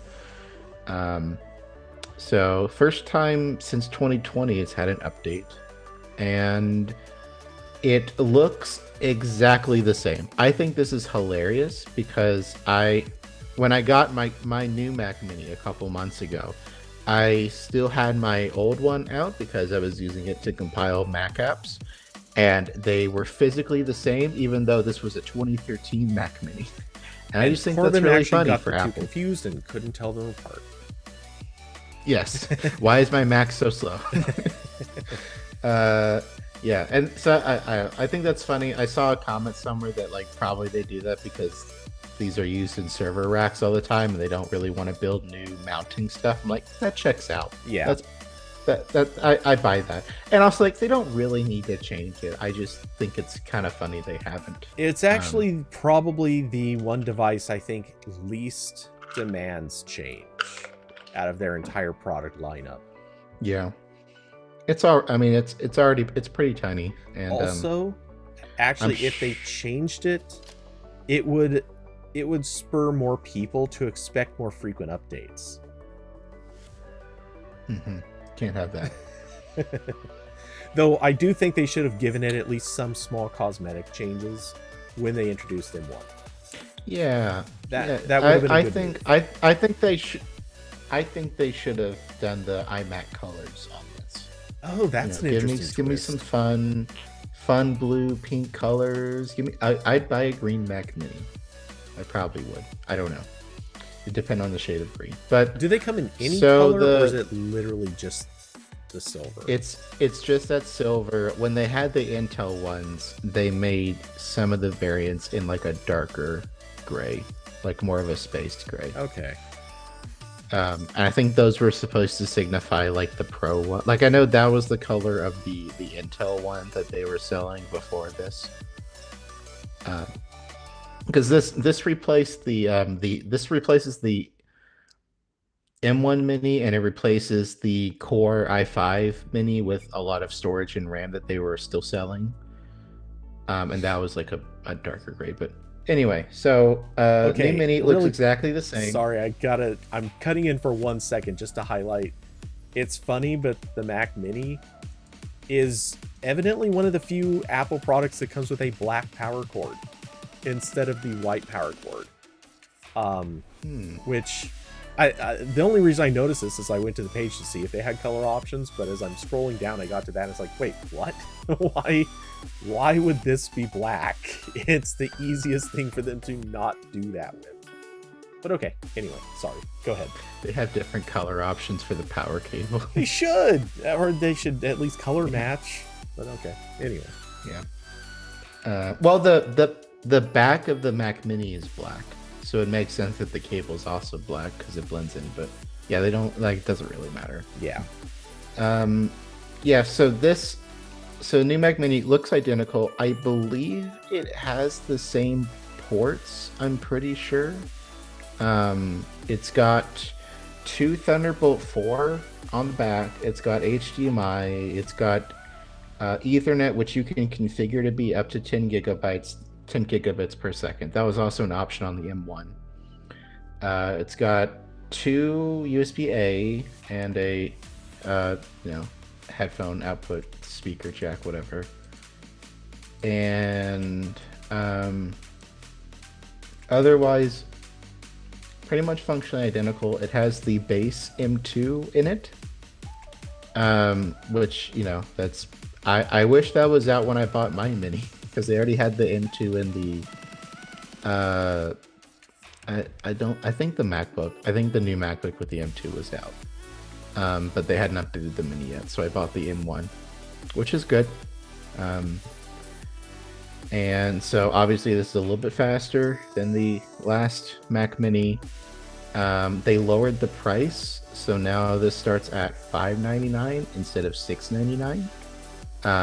The entry model still has only 8 gigs of RAM. I think 512 gigs of storage. It might be 256. I'm not sure. On the higher end model, it's definitely 512. I'll look at the low end model real quick. 256 is the starting for the yeah. Okay. Yeah. So yeah, like Austin said the price is crazy compared to a similar performing Windows PC. Yeah, like if I wasn't so busy right now, I might write a thing that's just like, this is the best value computer. Yeah. You can buy for desktop. Like it's crazy. Like, I mean, the M1 Mini was already basically that, but then they dropped the price by $100. Yeah. And they made it faster. Like, that's pretty crazy. Well, and what gets me is this is on for any sort of purpose where you just want to have a computer set up, like in the corner of your house, to be a server, to be like a NAS, to be your Plex server, any number of various things. This is, I mean, you can certainly do it cheaper. Depending on what you're doing, you could go down to Raspberry Pi prices if you could find one. But obviously, like, you can't get too much cheaper than this without going to just sort of almost gutter price stuff. Or gutter quality stuff. Like, and here you're getting something that is just so spectacularly more powerful and very high performance, and it's going to last so much longer, and it's useful for a lot of other stuff, like all of those other things that you could build for cheaper than this. Imagine trying to do video editing, or imagine running them as your Plex, like, transcoding server. You're not going to do it. Like, that's a terrible experience. No person should put themselves through that. But here we are. Like, this is actually cheap. Yeah, $600 in the PC world. If you get a pre-built, you're going to get like a really good i3 or like an entry-level Core i5 with the same like 8 gigs of RAM probably. If you build it yourself, you could get it a better CPU, but like, you're not getting a dedicated graphics card in that price range. Also, you're gonna get a in a pre-built, you're also going to get it as a giant box, not a tiny little thing that is like, there's you can there's some smaller ones, but very few are going to be decent. Yeah. So like, this is crazy. Like, really, really cool stuff here. And it has Wi-Fi 6E and Bluetooth 5.3. Honestly, every PC Wi-Fi is garbage. So that's another thing you're getting with the Mac. Yes. Like, basically every desktop PC, the wireless card is like the last thing they think of. It's a little bit better on laptops, but desktop PCs always have really garbage wireless cards. And the other cool thing here is that there is now a higher end variant of the Mac Mini. So the last one you could only buy with a base M1. This one you can buy with an M2 or an M2 Pro. So on Apple's website, they have the $600 one, which is base M2 8 gigs of memory, 256 gigs of storage. If you pay $800, the storage goes up to 512 gigs. And then they have an M2 Pro, which is $1,300, which is actually a crazy price difference. Like, that's more than twice the cost of that base model. Yeah. But you do get the M2 Pro, you get 16 gigs of memory, so that's double the memory, and you get 512 gig storage. So definitely much less of a value proposition on that M2 Pro model, but that's still going to be a really good computer. If you you definitely need a desktop. Yeah. It's gonna be a really good computer there. That is quite the price difference though. And also I was almost certainly complaining about this around the time I bought my Mac Mini, because when I was looking at buying a desktop Mac, there was like a huge gap in their desktop lineup, because you had the M1 Mini, which you could configure to up to 16 gigs of memory, which is what I did, and add more storage. But you still get just the regular M1, and if you wanted anything better than that, your next option was the $2,000 Mac Ultra or Mac Studio. Yes. So there's quite a difference there between $700, $1,000 Mac Mini, $2,000 Mac Studio, which costs more if you want, the more RAM or whatever. So now there's this nice in between, which is good. Yeah, Apple did a really good job of having sort of too many options for the laptops. But yeah, they didn't quite nail it with desktops for a long time. There was, yes, exactly as you said it, that huge gap. But yeah, this is a nice spread of options. And obviously you can even kind of pick and choose between different upgrades to fill out that space in between if you wanted something. Though it is a little bit of a shame the M2 Pro itself doesn't come down just a little bit more, like a base model that could maybe hit that $999 price. Like a flat $1,000 would have been a perfect starting price for Pro. I get why they don't, but yeah, 1,300 is a lot. I mean, I like that they doubled the memory, but again, we're also getting to the point where I kind of like more than 8 gigs on the base, but yeah, whatever. But yeah, I mean, it's a really, really good Mac Mini. If I was gonna nitpick, I would say I wish that they've been using this same body for like a decade basically. So they had this back when the Mini was an Intel machine that needed more cooling. This still has active cooling, but I'm assuming the Intel needed more, and probably a 2.5-inch drive in there. I would have liked to see them use what I'm sure is some space they could manage in that body to give me some upgradability somewhere. Give me an M2 slot for more storage, or a 2.5-inch drive bay. That'd be cool. I was just gonna say, Corbin can't wait to get his floppy drives back. Yeah. Just, let me toss in a cheapo, giant hard drive in there. Set it, auto backup with Time Machine, so I don't have to have a network drive or something, hanging off the side, plugged into one of the Thunderbolt ports. So let me put something else in there. I'm sure you've got all this room in there. So what I would like them to do with this, and I know that this isn't going to happen. This is obviously awesome. More colors. I want to reiterate more colors. Yes, of course. Which is, to be fair, the easiest device of all of them to do that with. They're selling enough of these And very logically, the insides are not very tightly integrated with the shell like they would be on, let's say, a laptop. So logically, yeah, it's actually not that big of a deal for them to just rehouse this in a different color shell. But no, the thing I would say is you gotta fix that. I'm gonna go into the store page just to point this out. But you gotta fix the fact that there's no port on the top, front, or sides. The only ports are there on the back, and that's mostly okay, except for the headphone jack.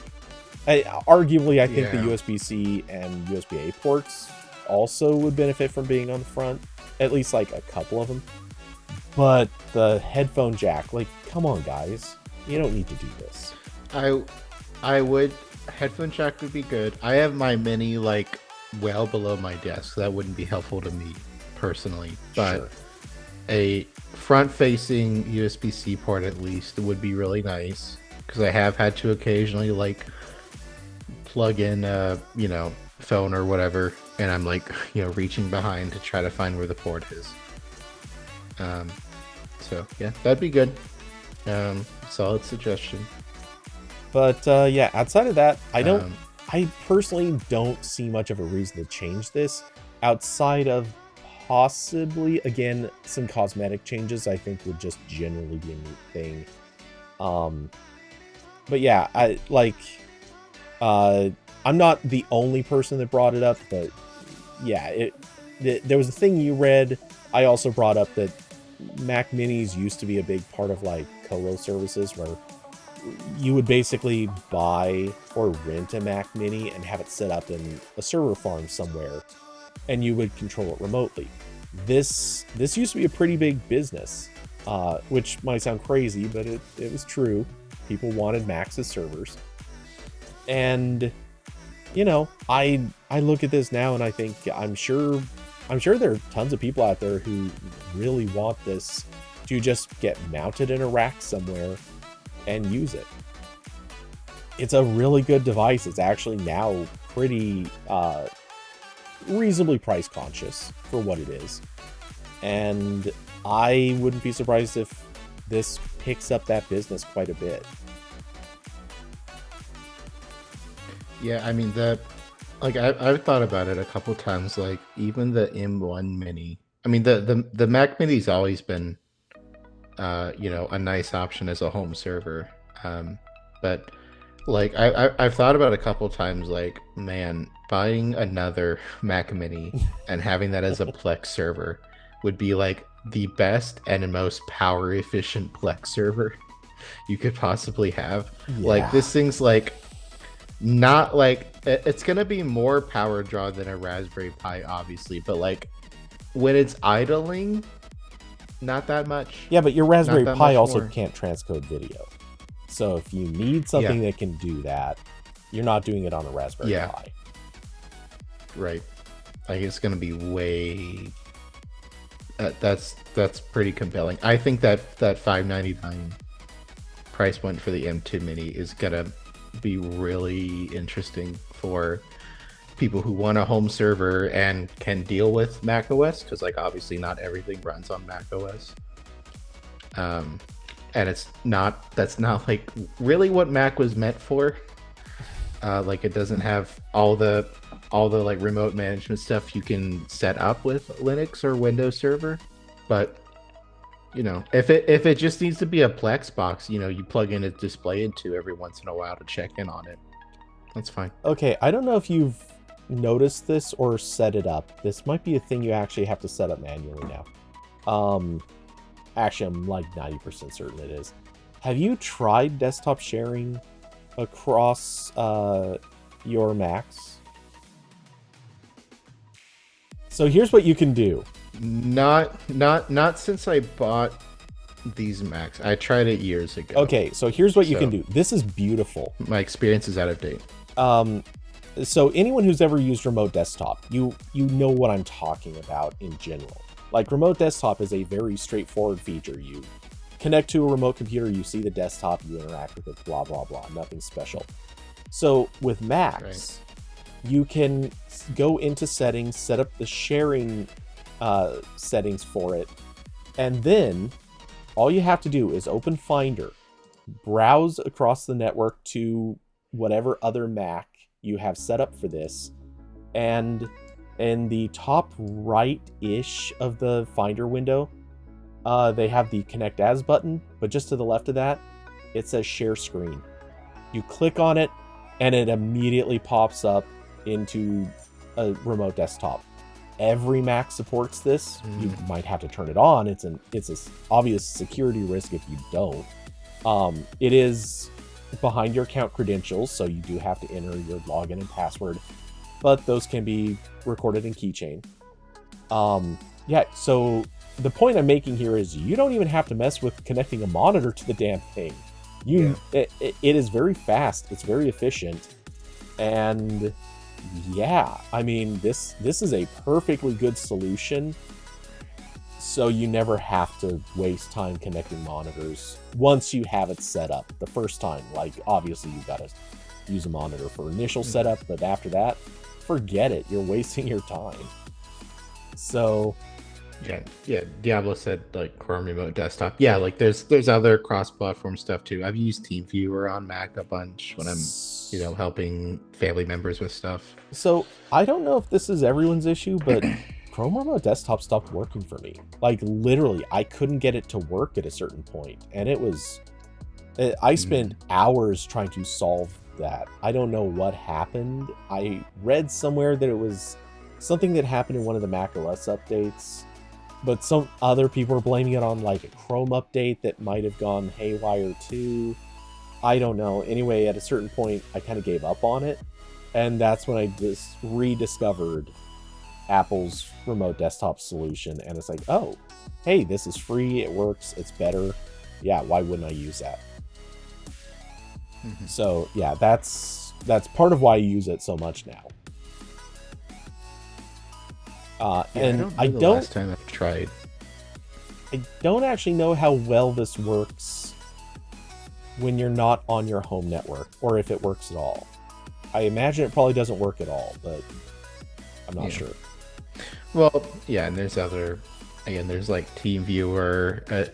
As much as I don't really love TeamViewer because they seem to have occasional security problems, but that is an option. If you want, you can set up VNC, which works with literally everything. So, yeah. So, new Mac Minis looking pretty nice. Yeah. Very, very serious. Well, so the question came up earlier: has anyone actually pulled the trigger on buying one? I know Corbin was at least toying with it. I saw conversations a few other people were having where they either wanted to or almost did. I think did Mills get one? No, somebody did. I was never seriously considering this because I really cannot spend computer amounts of money right now. And also, like, I spec'd up my M1 Mini to 16 gigs as like kind of future proofing, and again, I can't max this thing out. Like, it's never really happened. I'm not one of those people that has like 80 Chrome tabs open at any given time. What kind of blogger are you? I know I'm terrible. So I have iStat and stuff in like the menu bar, and I look at it sometimes, and I've never maxed this out or even come close.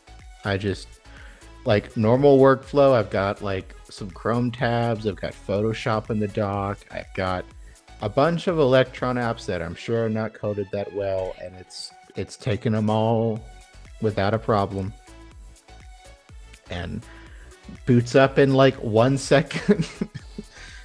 So it's really even Windows is better at that, but I mean, come on. Yeah. By the way, if there comes a point, my main MacBook Pro, the one I actually actively use all the time, is currently at 28.25 gigabytes memory used. So yeah, I'm not pushing the 32, but it's close enough. It definitely would be over the 16 by a lot. Yeah, I don't have a lot of stuff open right now, so But yeah, again, base M1. Just that's pretty crazy. Um, if there ever comes a time when I can do gaming on Mac, I'll reevaluate. But it doesn't seem like this is going to happen in the foreseeable future. So my Mac usage is limited to most advanced thing I'm going to be doing is like I accidentally left too many Photoshop documents open. Yeah, that chews which are all like I'm vlogging, so those are all like less than 1,000 pixels. So a lot of the time, yeah, but like it's still in width and Photoshop. height. Man, It's bad. Photoshop is every pixel you're working on in an image is like 2 megabytes of memory. Yeah. So it is worth noting about gaming that the video that they released, that like half-hour video or so, 20-minute video, they did make a very explicit point of saying now you can play such and such games even better, or now you can play such and such games, kind of implying that the latest hardware suddenly made this possible. Obviously, anyone who's paying any amount of attention knows that wasn't the problem. the hardware was not the thing keeping those games from playing. But yes, I can play Planet Coaster emulated on my Mac Mini, and it runs great. The hardware's not the problem. Yeah, it's literally just about getting the games coded so that they'll run in the OS and on this hardware. No Man's Sky is not on my list of games I'm interested in at this particular moment, but I'm happy for the people who are interested in that and can play them on their new Mac. Yeah. So cheers. I honestly, I think I've been saying this for way too long now. I do think games are definitely going to come to Macs. I'm just surprised that the timeline on this turns out to be so long. It's turning out to be a longer timeline than Stadia's life, which is weird. Yeah, Austin said if only there was a good cloud streaming service with low latency that wouldn't give Microsoft or Nvidia money. Boy. If only. Anyway, moving on. There's some new MacBooks also, which I don't really care about because I'm not MacBook Pro has never been something I like really need. Maybe if there comes a time when I'm doing more work remotely or like away from my desk and I need a big screen, okay, maybe. But even then, like the Air's 14 inches now, so that's tempting. But anyway, so yeah, the new MacBook Pros, they look, again, just like the Mini. These are physically identical to the last one, so this is exactly the same as the ones they released in, I think, 2021. Yes. If I'm not mistaken. That have the notch on the display, the more ports, so all that fun stuff. It just has it's numerically more ports, but I swear to God, I think of it as they traded ports. Yeah.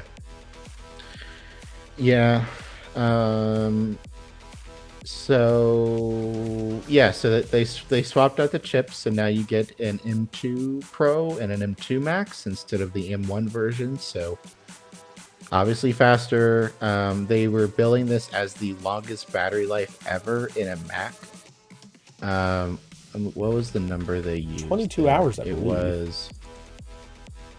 Yeah, they said, building on the unprecedented power efficiency of Apple Silicon, battery life on MacBook Pro is now up to 22 hours, the longest battery life ever in a Mac.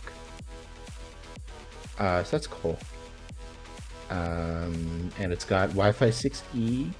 It's got HDMI 2.1 now, which I saw some people were excited about. So you can run one 8K display off the HDMI now, if you want to. Again, most people will probably just use the Thunderbolt or DisplayPort or something for that, but that's good. We got the good HDMI on there. Yeah. When you only have an HDMI cable near you, you need to hook in a screen. That's good. Yeah, And I won't hate on it, but I also, I don't care.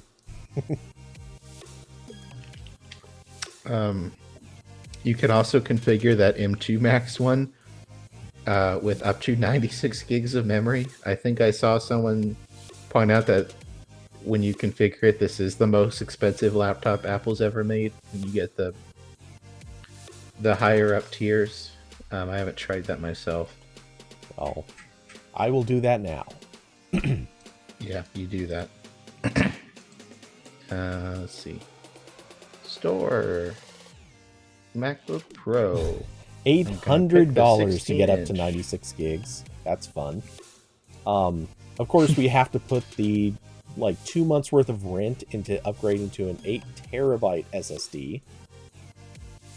Mm-hmm. And then there are no other options. I mean, outside of pre-installed software, but who cares? So yeah, you can configure your 16-inch MacBook Pro in Space Gray to be $6,499. Add to bag. Yeah. The YouTube streaming paycheck just got in, so it's time to buy this bad boy. Just realized that your video is covering that up, so I zoomed in on the page. Oh, if only. I mean, all things considered, if you get it on an Apple Card, $541 a month is basically a car payment. So if you gonna drive my MacBook to work.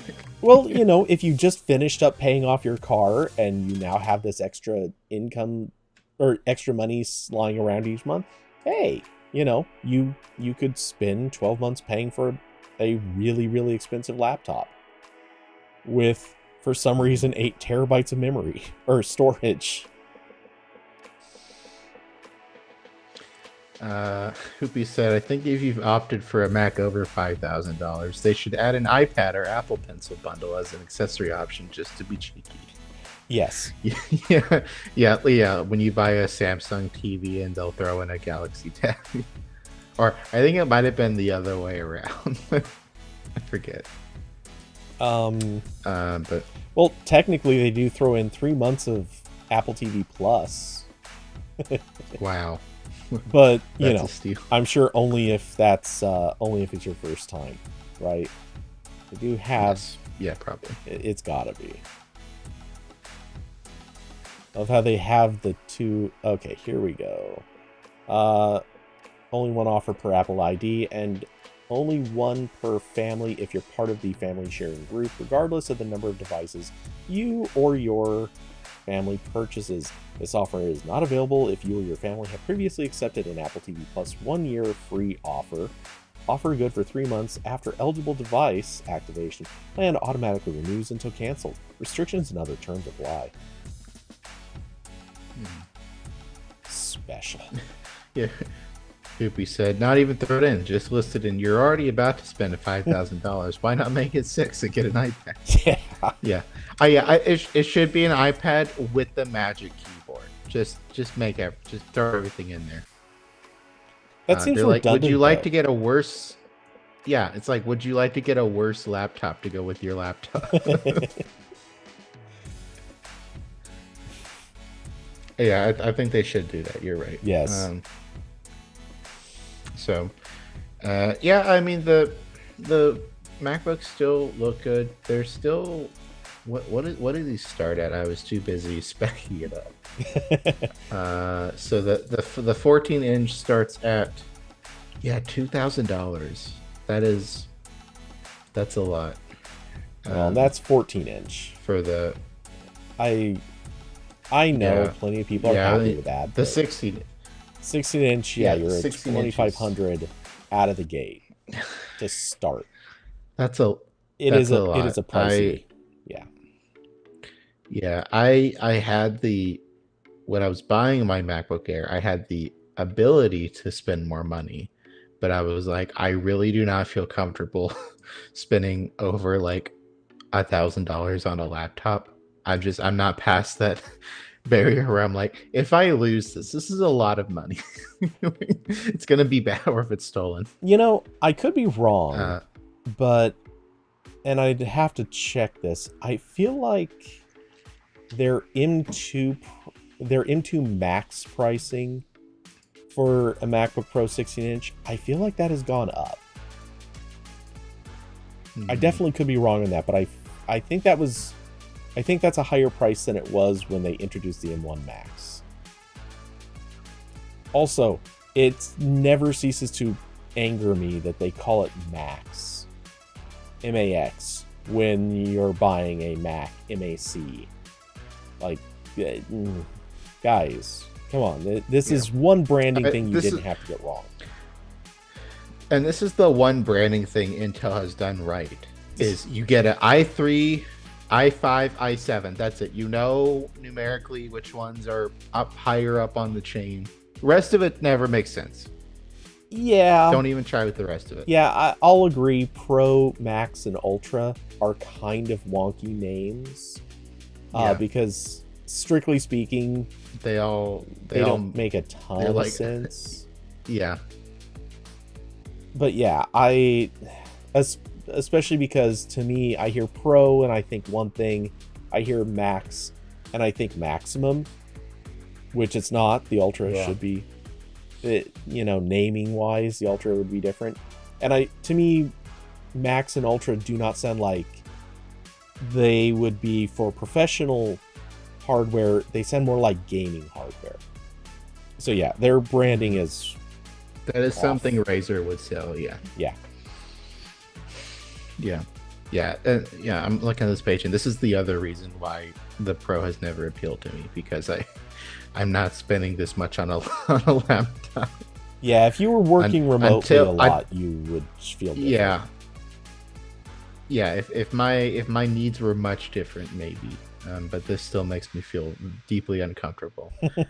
And also, again, they updated the MacBook Pro, which was just updated. Meanwhile, that poor 13-inch MacBook Pro is just sitting there with the touch bar out.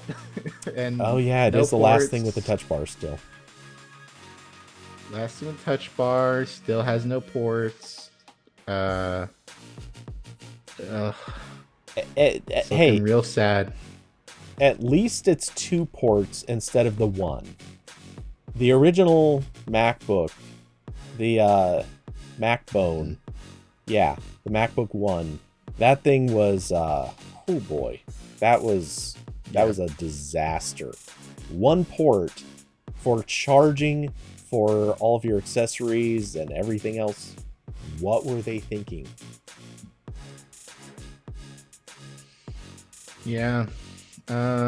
So yeah, hopefully they get around to. I don't know if they ever. I don't. It's in a very weird place now that the MacBook Air exists and has the same chipset, and the Air now has a better design. You get the 2 ports, but they also give you a MagSafe, and it's thinner, I think. Oh yeah, that's kind of true. Yeah. So right now this doesn't really make any sense unless the Pro does have active cooling. So I guess if you really need a 13-inch laptop and you're gonna be doing a lot of video editing, maybe. But yeah, the Air just makes a lot more sense most of the time. But for that size, yeah, I do wish they would freshen it up a bit, or I don't know. I know their rumors keep flying around of them doing something with the lower sizes of the MacBooks or the Airs, but it hasn't quite. Nothing's dramatically changed. It's just the Air got really good. Yeah, except they also did cram a notch into it. Mm-hmm. Mine does not have a notch. Well, you didn't go M2. Yeah. You. Also, HomePod is back for Oh some yes, yes, we reason. had to talk about the HomePod. This is so silly. It looks the first HomePod I think came out in 2018. I think I wrote that, and it wasn't really that popular because it was really expensive. It sounded great, but really expensive. It had Siri, which isn't that great of a virtual assistant. Uh, and also Apple's smart home integrations are not good. So it's kind of garbage as like a smart home hub thing at the time, at least. Mhm. Um, and also at launch, it literally only worked with Apple Music. Yep. They eventually added support for some more streaming services, but none of their stuff works. Either this, the new one, or the HomePod Mini, which has still been sold this whole time.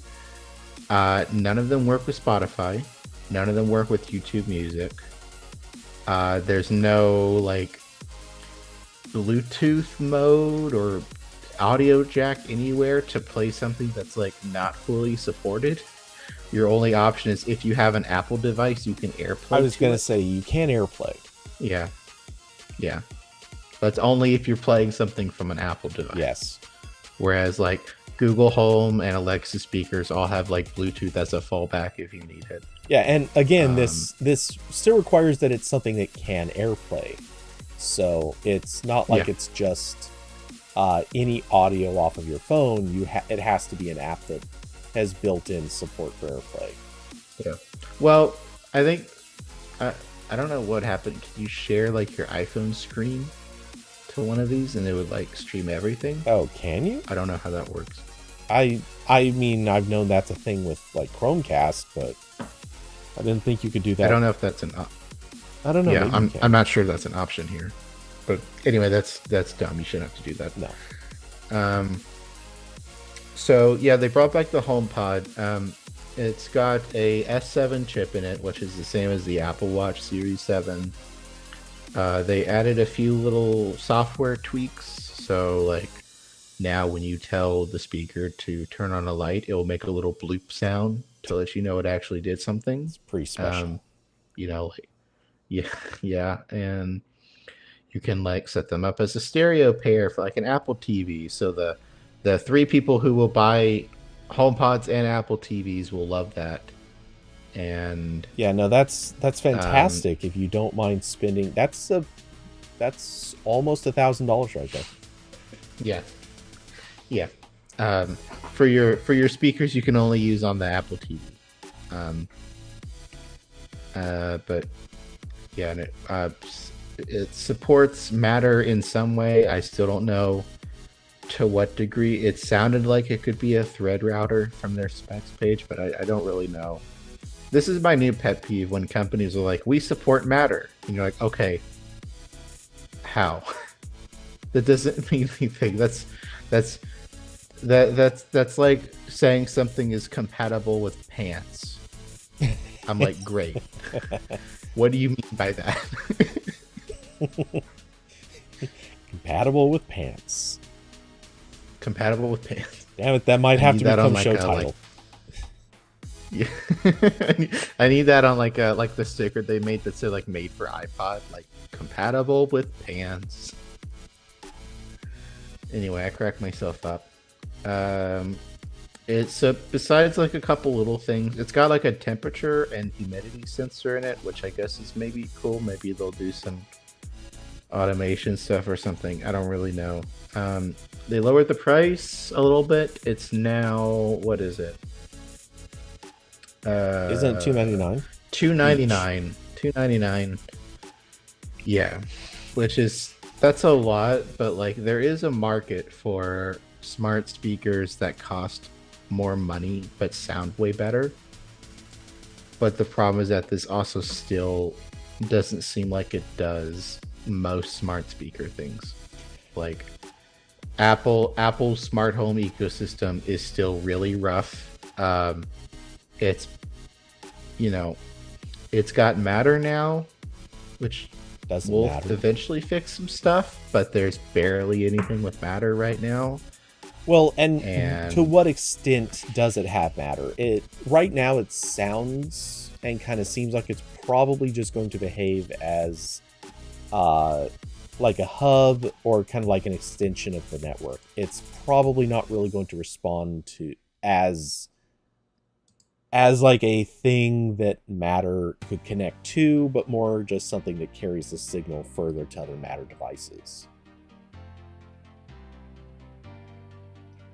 Yeah, I don't know. And again, like I really do not want to buy any kind of speaker that I cannot play audio from on anything. Like I did briefly look at like buying a HomePod Mini at some point because I'm like, they're kind of, they're cute and they probably sound fine, but it's like, okay, great. It needs to it doesn't work with Spotify, which is what I use, and also I can't like just stream any audio I want to it. It only is AirPlay. Like, no, I'm not buying that. Like, what if I want to like listen to something from a computer that isn't a Mac or anything else I own that's not an iPhone or an iPad or a Mac? That's kind of silly. Yeah. So I look at this and one of the first things that jumps out at me is this is kind of the same sort of miserable experience that you get if you go with Sonos. If you go with Sonos, obviously you at least have the option of plugging in other things than most Sonos speakers, but the Sonos app is famously terrible. So it allows some more sources, which is good, but it's a terrible app, so you don't want to use it, which makes it roughly, I would say, kind of comparable to the HomePod in that you have fewer sources and you might enjoy using it from those sources, but it's so few sources you're probably not going to. And they both supposedly sound really good, though I've heard enough Sonos speakers to say, they're good, but they're not special. And yeah, the voice assistant is not that good. Sonos actually kind of wins on this. At least Sonos gives you an option. I don't know if this is still true, but they at least gave you an option of using either Alexa or Google Assistant. So at least they had a better voice assistant. HomePod, you're stuck with Siri. And by most accounts, Siri is good enough. But that's it. Like, it's good enough. It's the third place in assistance right now. That's not a good place to be when, it's honestly like the only real way to interact with these speakers short of just pair them with an Apple TV and leave it. Yeah. I haven't used Siri a ton on any of my recent Apple things. It is like fine. Like, I don't really have issues with it, but yeah, like the issue for me is like one of the main use cases for these things is always like, I'm going to yell into the room and my light will turn off, and this will really struggle with that. Yeah. Yeah, like I've heard like people talk about how like they've been waiting for this one light switch to finally go back in stock because this is the only one that works with Apple HomeKit or some shit. I'm like, I'm not doing that. That's insane. Like I will buy the $6 smart plug from TP-Link that I'm sure is a security nightmare, but you know what? It works with everything. Well, that's been one of the things that blows Apple. my mind is so many devices that obviously, like at AP, we've reviewed lots and lots of smart home devices. Everything I reviewed that falls into the smart home category, and most of the things that I've at least looked at or been about to review, it is all of it is compatible with Google Assistant and Alexa. None of it is ever compatible with HomeKit. I seriously, literally nothing. It's kind of hard to believe that every company out there was like, you know what? This is the one time we do not give a crap about compatibility with Apple products. Yeah, I just like they really just released a product again with the same exact problems. This solves none of the issues of the first HomePod, except there are a handful more smart home products it works with, and it's $50 cheaper. Well, and that's it. That's all. To be fair, they did not solve, but they improved on a pretty catastrophically bad thing, which was the price.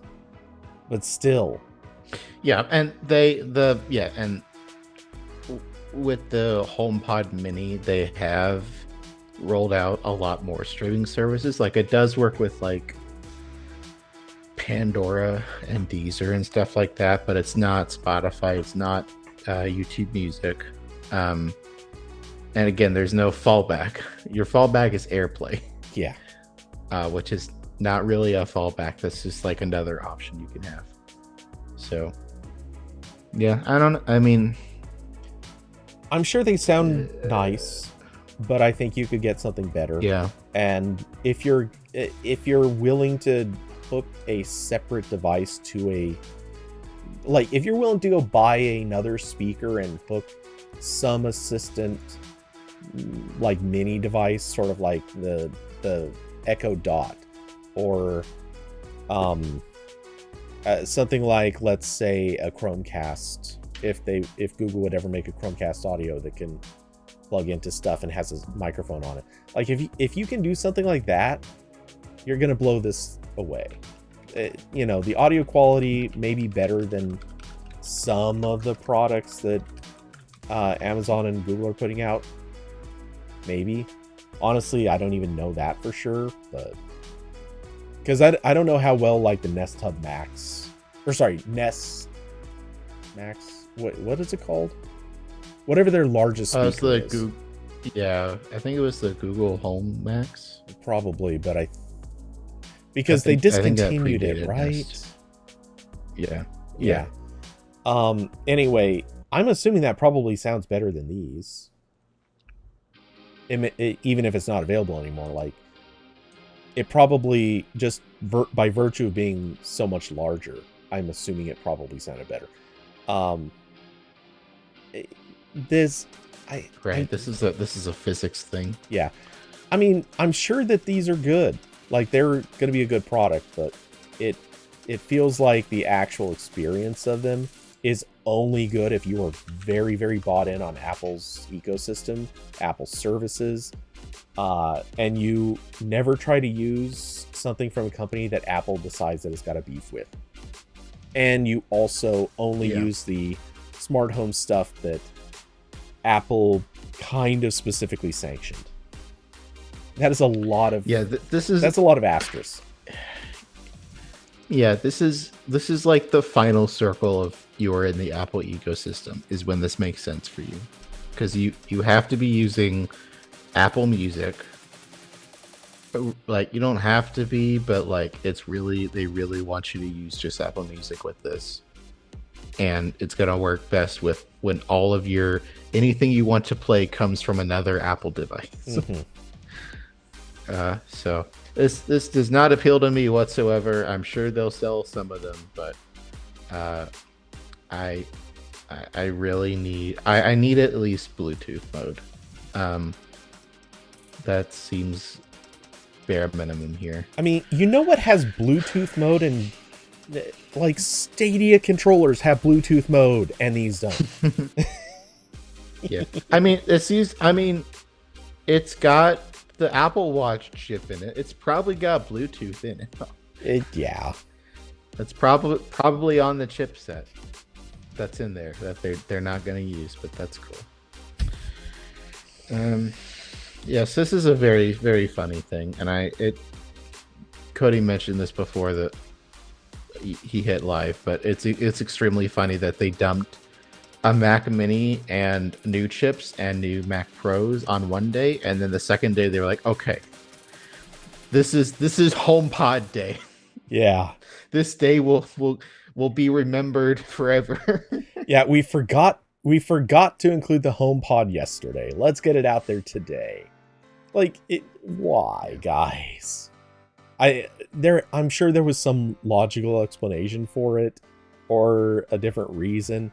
If Google were doing this, we would just say, oh, well, yeah, different divisions inside the company, their Nest products weren't going to come out on the same day as their Pixel products or something like that. Like, that would make sense.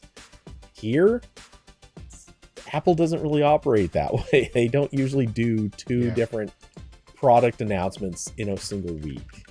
So it feels like they just completely screwed up yesterday or today. Somehow they screwed something up. And the rumor is that the video they released yesterday was actually supposed to be part of the Mac event from last year. And they just kept pushing it back until now. And, they just released the video in kind of its start to finish, barely edited form. But, I guess they just didn't feel like having anyone show up on set to record some more about the speakers. Yeah. Well, COVID cases are going back up again, or hospital rates are going back up. So yeah, maybe Apple was playing it sit. No, they weren't. Everyone's got to go back to the ring. Yeah. Yeah. Before they start laying off huge swaths of people. Yeah, I'm gonna go now because I need to go to the restroom and drink so much water, and also I'm hungry. But I will leave with this. This is making the rounds. Have you seen this historical figures app? No, I'm not familiar with this. Someone made an app called Historical Figures Chat, where it's AI chatbots, but they're supposed to be historical figures. And there's are there really bad people in the app, and they're much nicer than they were in real life. This one someone posted in Discord, and it's why I was smiling while you were talking about something I forget. Yeah, this is one where they were talking to George Bush and then looped him into a group conversation with Saddam Hussein, and where the person said, "George, say you're sorry for Iraq." Oh boy. It's so good. He sends a message that says, "Okay, guys, let's bury the hatchet." And the George bot says, "That sounds like a great idea." And Saddam Hussein says, "Agreed. It's time to move on from the past." And then they say, "George, say you're sorry." And then George says he's sorry. It's extremely funny. Oh, jeez. And he asked the George bot, "Why did you kill 1 million Iraqis?" Gives him a paragraph. And I saw someone, hold on, there's more of these. Someone, I think Hitler is an in-app purchase. Oh god.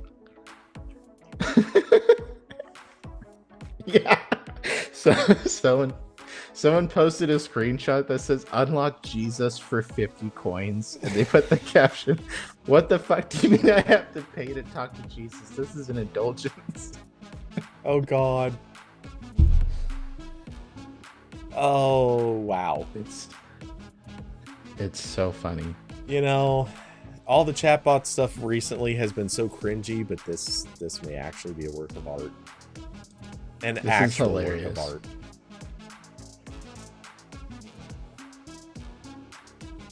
I need to see. Oh no. Oh. Okay. So someone posted a thread where they're talking to Princess Diana. Oh jeez. Oh no. Okay, I apologize for having to make this political, but admit it that I think this is worth it for the joke. Just imagine if they did one of these for George Santos, and you just had to keep paying to unlock each different version of him. Yeah. This is the monetization model. I really like this one. Someone asked Heinrich Himmler if he's sorry for the Holocaust. And he said, "Yes, I'm deeply sorry for the Holocaust," which was not his position. Not even a little bit. Nope. He was not even slightly sorry. Which makes you wonder, where did they that train the AI that it came out with this? Especially when I think, hold on, did the App Store? I think the App Store tried to brand this as like. Okay, I don't see on the App Store listing that they talk about like an educational use for this, but I feel like that's maybe what this was intended for. Like, learn about people by talking to them. But yeah, that's like learning I don't- about a book. I don't reading think. notes. Yeah, like, I don't think. I mean, even the Cliff Notes would be like, guys, I don't think Himmler was sorry for that. I don't think they'd say that. I don't know. What are the politics of the people that write those things? That's true. See. Oh, geez. I mean, based on these screenshots, it seems like if you ask it to say sorry for anything, it'll say sorry. Yeah, that probably is a thing. Yeah. Which is how a lot of these like really basic bots work. Like, you could just that's how, I did the episode on Microsoft Tay, and that's also how they got Tay to say like literally anything. Because it's really easy for them to learn that. And also Tay had a mode, and a lot of other chatbots had this, where you could just say like repeat after me blank, and they would do it. Yeah. Which is how I don't know if it was most, but a lot of the screenshots people got of Microsoft Tay just being like racist. Some of that was like repeat after me, say a bad thing. But that's extremely funny. I've always wanted to talk to artificial intelligence. Oh, unfortunately, a lot of other people probably do too, but not for comedy. Not for good reasons. And oh man, this is what you don't get on Mastodon. You don't get this level of bullying. Oh, our world. I'm just scrolling through the quote. Tweets. These are really funny. Our world is only going to get worse. Oh no, there's Mastodon.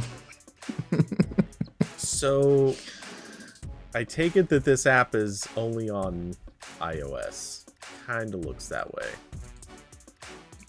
I guess. I mean, they linked to an App Store listing. Oh, yeah. Yeah, they didn't link to it on the Play Store. I don't know if it's on other things. Their screenshot in the App Store has conversations with Plato, Genghis Khan, Joseph Stalin, Abraham Lincoln, Jesus, Adolf Hitler, and Benjamin Franklin. Nice. Oh, and Mahatma Gandhi. Genghis Khan. Huh? What conversations are you having with Genghis Khan? Like, hey, Yeah. How's Mongolia going? What was your preferred? How's the family? What's your preferred vehicle? An elephant? Yeah. How's the family reunion going? Which football stadium did you have it at this year? Yeah.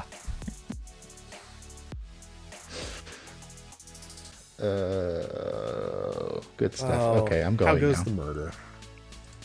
Anyway, yeah. So I actually have no other topics ready. I'll let you go. Is there anything you want to pitch first, or? No. Go listen to Tech Tales. That's it. That's my only request. Yeah. All right. I always forget my own website. techtalesshow.com. That you can listen to it on all your favorite apps, including Apple Podcasts, which you can listen to on the HomePod. So, but not on Google Podcasts. That it evidently doesn't exist anymore. yes, I do have a Google Podcast link on that website. Yeah, I don't think I get a lot of listens through that, but I don't think anyone did. no. I think every time I check my stats, it's like 80%. Or no, it's not 80. Okay, it's out of how many plays in the past 7 days? 130. 38 of them came from Apple Core Media iPhone, which I think is the user agent for Apple Podcasts. And that's the highest one. The other ones are small numbers, or don't give a user agent, so I don't know what they are. But yeah. Yep. Okay. I'm going now. Bye. All right, take it easy, man. Good to have you. All right, so again, I don't have any real topics, so I'm probably not going to stick around long. If anyone has something immediately worthy, feel free to suggest it. But yeah, let's see. For this weekend, I am going to. I think it'll be a normal weekend, gaming weekend. Let's see. I was gonna rant about something for a minute, and now I've completely lost it. I have lost it. That's inevitable. Let's see. But yeah, I do. To Hoopy, yeah, Google Podcast was a bad app. It was. I remember all the hype that they kept spewing about that app. All the times that they kept talking up how like that was going to be such a big deal. And then when it came out, oh my god, what the hell happened? It was this just absolute disaster of a thing. Yeah, I don't get it. And that's back when I was doing teardowns, and it was just so amazing how little there was of value to it. It was the most basic, honestly, it was something I feel like most college students would have thrown together in, like, as a junior project. Like, kind of your, over the weekend, we're going to make this thing, and just on our free time, we'll put this together.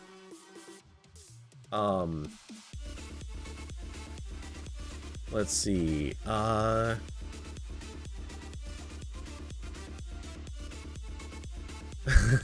Hoopy, I just read your thing. You know the classic quiz of one of these guards always lies, the other one always tells the truth, which is real. But want it to be two Trumps and they both believe they're real.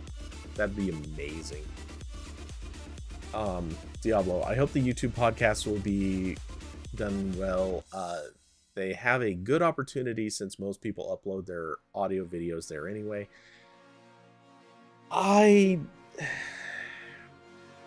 think YouTube's podcast could be decent. I don't have a lot of faith, but I think it could be.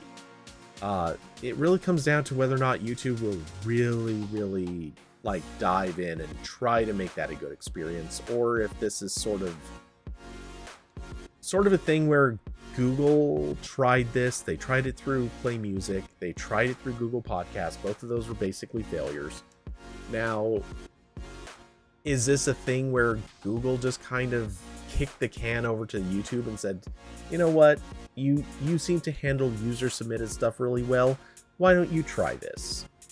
And that's kind of what I'm worried it's gonna be, is like the commandment from up high to take on this responsibility. And if that's what it is, I don't think they're gonna do it that well. But YouTube could do it well. You never know. The other caveat is YouTube has kind of relinquished responsibility for a lot of stuff. I mean, they killed off YouTube Gaming. They their YouTube Music stuff has kind of languished. It seems like they aren't even doing that much with the apps anymore.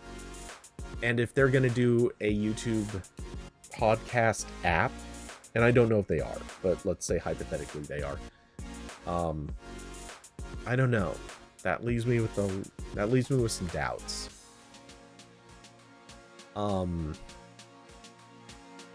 Coasting indeed. Yeah, it does feel like coast mode.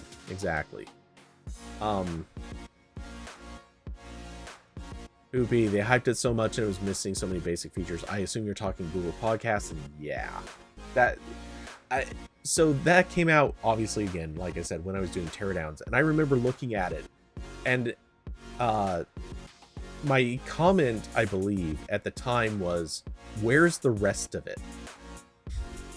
Which is actually what I said when Google Tasks came out, the actual dedicated app for Google Tasks. Because these were so simple, anyone could have thrown those together in like a few days. Like any beginning developer could have thrown those apps together very, very quickly. They did not offer features. They didn't have functionality any podcast listener would have considered standard. They were literally just the bare necessities to technically call it a podcast app, which it wasn't even a separate app. It was part of the Google search app. And they had, and again, like tasks, it was the bare necessities to call it a tasks app. You couldn't do any more than the stuff you could do 10 years ago in that little like pop out in the Gmail interface. It made no sense that this thing was a dedicated app, and it kind of was embarrassing Google put its name on it.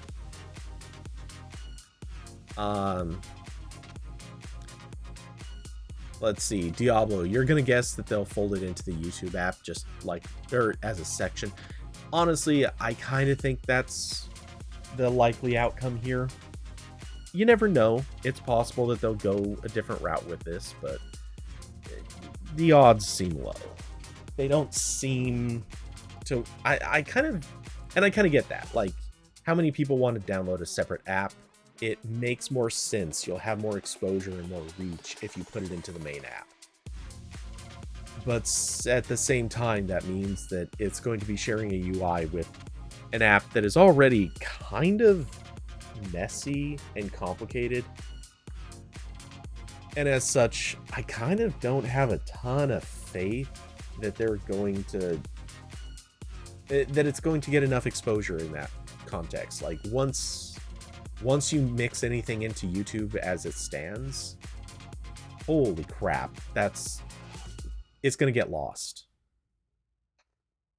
And depending on YouTube's whims at the moment, like if they decide, oh, you know what, we really want to give another boost to shorts, all of a sudden podcasts just become a forgotten part of the app while they're giving all the love to shorts. Or if they decide that gaming is important again, all of a sudden podcasts becomes like this thing that you have to tap like 2 or 3 buttons to reach your podcasts, and gaming is now the thing. Like, you will always be shown gaming on your way to your podcast. This is something that worries me about YouTube all the time.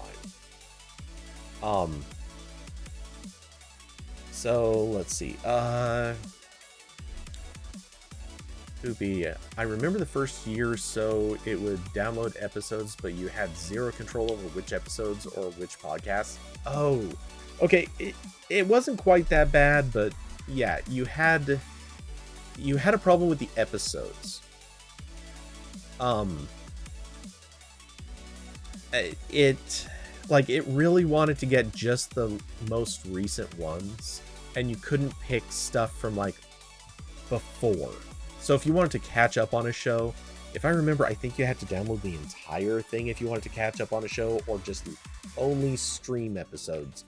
You couldn't download them for offline listening. But if you were listening to the newest stuff, you could download it for offline listening and you'd be okay.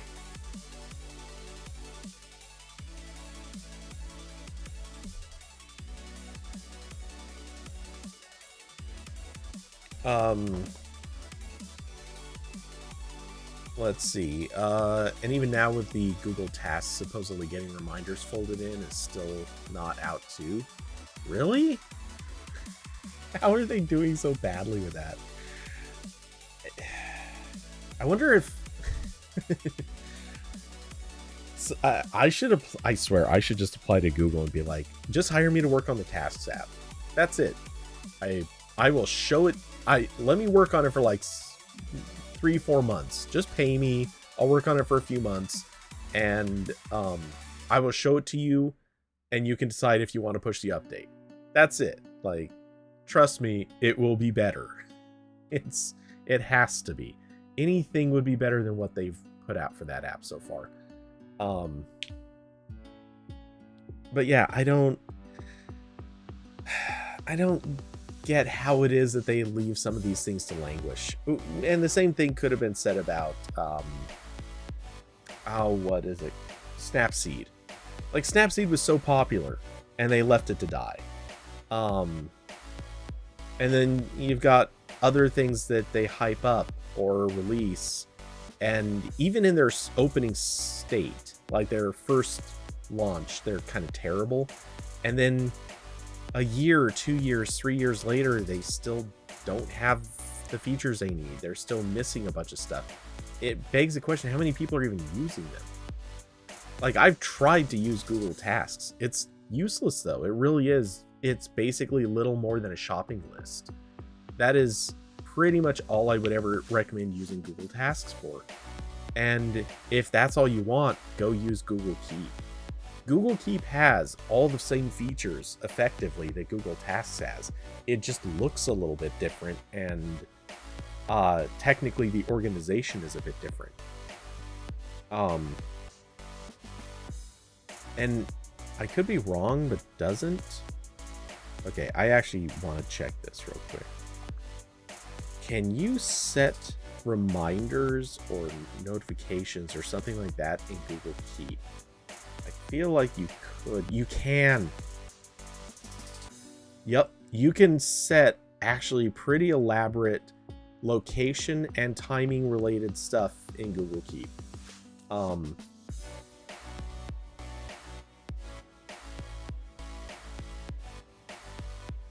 So yeah, Google Keep does everything Google Tasks can do, but better. Diablo, remember Timely? Not only do I remember it, believe me, I definitely remember it. But wait, where do I have? Oh, you know what? I think this is the first phone I don't have it copied over to. I was installing it at least as recently as the 6P, or yeah, sorry, the Google 6 Pro. Sorry, Pixel 6 Pro. Why am I saying? My brain's off. But yeah, Timely. Love that app. It's not that it was that great of an app. It was pretty, but it, you know, who cares?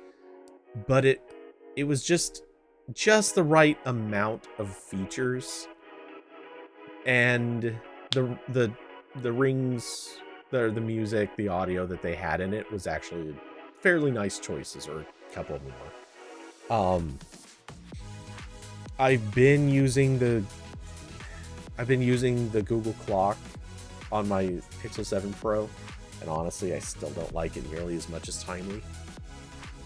But I'm sad that Timely doesn't work anymore for syncing across phones. That was the greatest feature. I miss it. I use that a lot.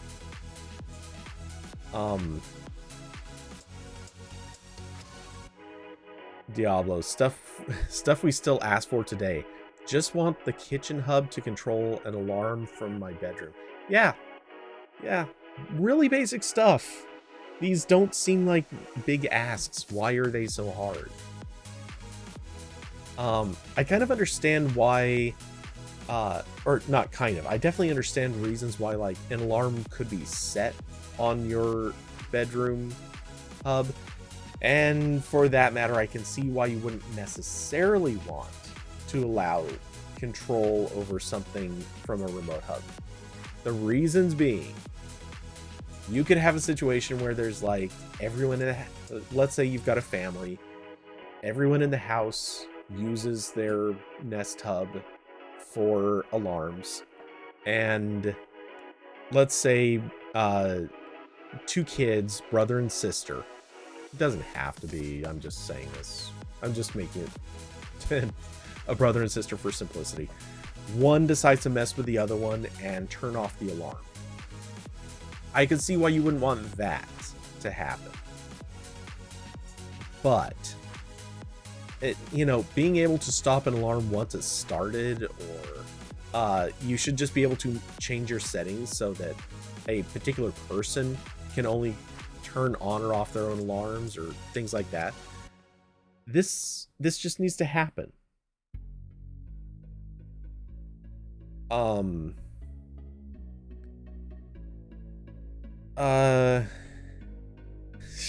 Hoopy. They're so hard because Google San Francisco engineers don't understand the words "the other room." Nice. Doesn't everyone just live in a studio apartment? But yeah, there's so many use cases that somehow they miss or they don't solve for very long times, and people point them out all the time. But it kind of leaves me thinking that Google has reached that same point that Microsoft was in for a very long time, where it's this issue that they're in the bubble and they don't hear anything from outside the bubble. I know that's not true for all of them. It clearly isn't. But I mean, I know product engineers at Google who they've never looked at Reddit. They've never looked at, or like they use Twitter, but they don't use it to see what people are saying about their stuff. A lot of them never read websites or articles. They don't really know. They build the app that they think people want, or they build the app that they want for themselves. And that's kind of where it stops. I don't think that's really working for them.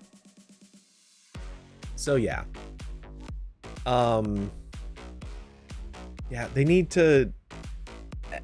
I've thought this for ages, and like, I know when I was doing teardowns, one of the things that I heard from a lot of Googlers is that they really like the teardowns because a lot of times I would see something and I'd interpret it my own way. And sometimes I'd interpret it a little bit wrong, because believe me, it's easy to do that. And when they saw my interpretations, they would say, oh, that's a better idea, or that's a neat idea. Maybe that's something we should try instead. Or in some cases, they'd say, oh, because of the way he said it, it kind of exposed a problem with what we thought of. Or sometimes I'd get it right, and they would look at the comments and say, oh, wow, all these commenters are saying really terrible things about this thing that we thought was a good idea. Maybe we should rethink it. And so that worked. Like, that actually, I think that was a good source of feedback for a lot of them. And it's, for reasons not related to Google, that had to end. But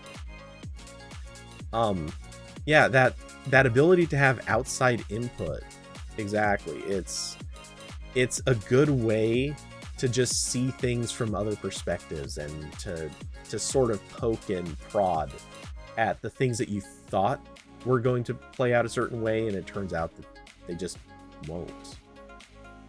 So yeah, I kind of wonder how much impact that sort of thing has, and whether or not they found other ways to get that input, because like I said, I know a lot of them do not read Reddit, and frankly I don't think they should, because the opinions I see circulating on Reddit are almost never very good.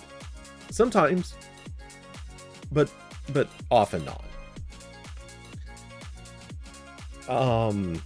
Not to say that website comments are ever necessarily that good. Holy crap, I remember a lot of terrible comments just horribly misguided and misplaced, but you know, it goes different directions.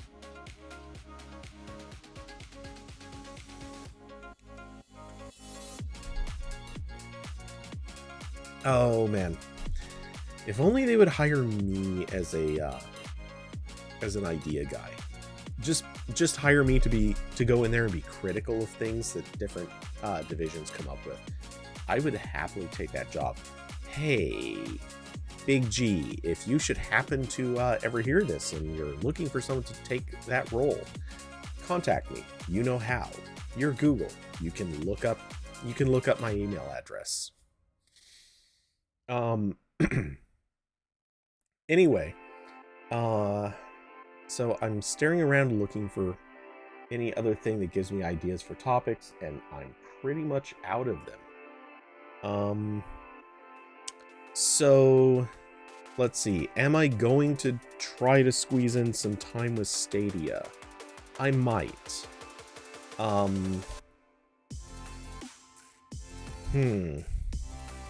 just don't know how, where, or when. It's actually a tricky issue.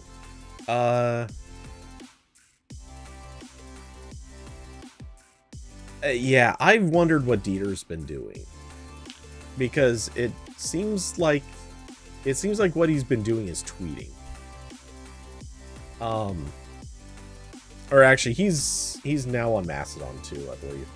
But let's see. I think I follow him. I'd have to go digging to be sure, but I think I follow him. Anyway, yeah, I'm very curious what he is doing, because it seems like his main purpose has been kind of to just talk in the general direction of the public and keep them interested in him. And we don't really know if he's had much impact on actual products. Not that I'm doubting it, just as far as I know, we don't hear anything. I don't think it's ever really come out.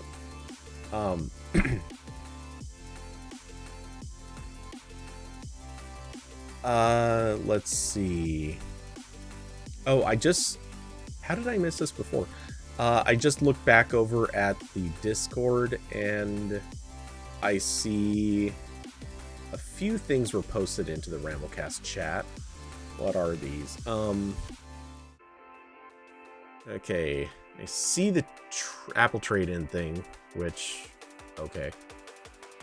I think, but the Mac Mini is upgradable? Questions. I don't know what that's referring to exactly, but I think that might be in reference to older Mac Minis that were RAM upgradable. I don't know. I'm not exactly sure.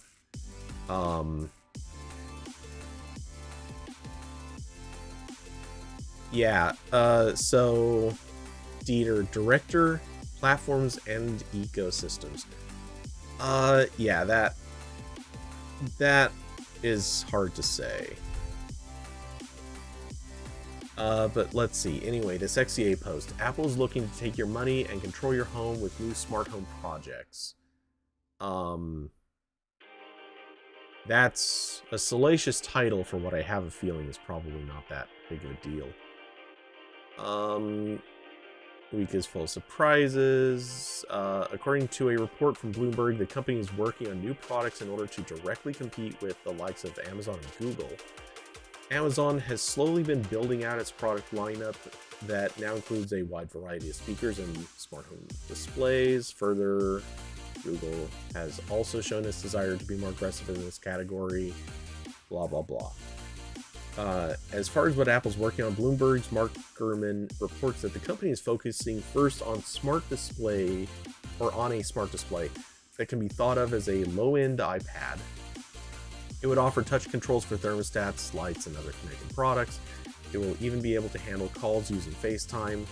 The clever part about this product is that it can easily be mounted on a wall by using magnets. This mounting mechanism will allow users to move the display freely from room to room. Beyond this, Apple is also looking to branch out to larger smart home displays.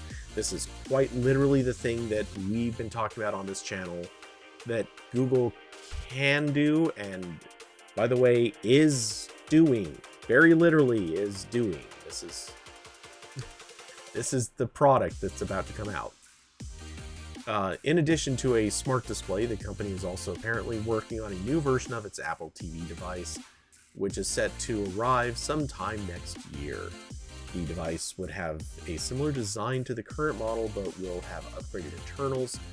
There is also report of a similar device with an integrated camera and speaker, but that seems to have been delayed. While Apple can some great hardware products, okay, one area it will need to improve before going against Amazon and Google will be its Siri voice assistant, which has become way overdue for an overhaul. Yeah, exactly. This is basically they're going to make a Nest Hub, but it's using it's in the form factor of an iPad. Yep, which again, this is very literally exactly what we've been saying Google should do. It is the Pixel tablet, but made by Apple, which means it will probably be more successful. Even though it will also be, if it's aimed at controlling products like smart home products, it's also not going to be that successful, because this is, again, the one thing Apple seems to be grossly incapable of actually achieving.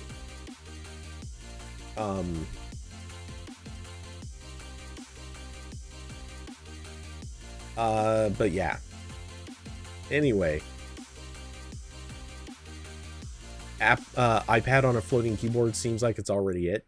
Yeah, I mean, it really is. This is the thing about tablets. A classic tablet was really no different than the thing that we all talk about and think of as like sort of the super remote. It's just, it had the same operating system and interface that a phone has.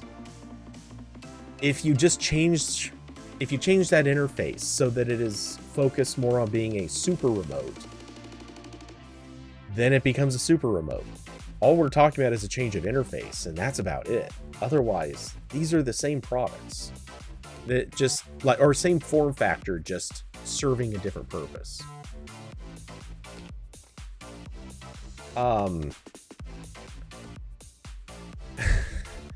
Austin. What? Oh, this also in the RambleCast chat room. My AI is sexually harassing me.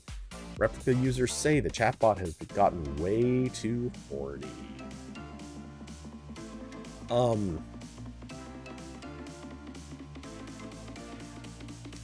Hoopy, so what you're saying is a smart display is a $450 iPad plus a $300 mount. Yes, that is exactly what's going to happen. I assume different price ratios, but probably not far from it. But yeah, the thing is, like, I use my phone to control very occasionally lights, pretty rarely. I usually use it to control my TV. I open a remote control app. I could do the same thing on a tablet. Nothing's stopping me. But do I want to do it on a tablet? Probably not. But if you give me a nicer interface to do it on, yeah, I might. And if I can hang it on a wall where it presumably has some sort of charging mechanism and it's sort of a general access device, yeah, I'm probably going to use that, at least from time to time. Though honestly, I'm probably going to use voice assistants and my phone more often. The only thing that the on-a-wall magnetized mount thing really does is give you the central place where you might want to use something. But I kind of question how many people are even going to want to do that.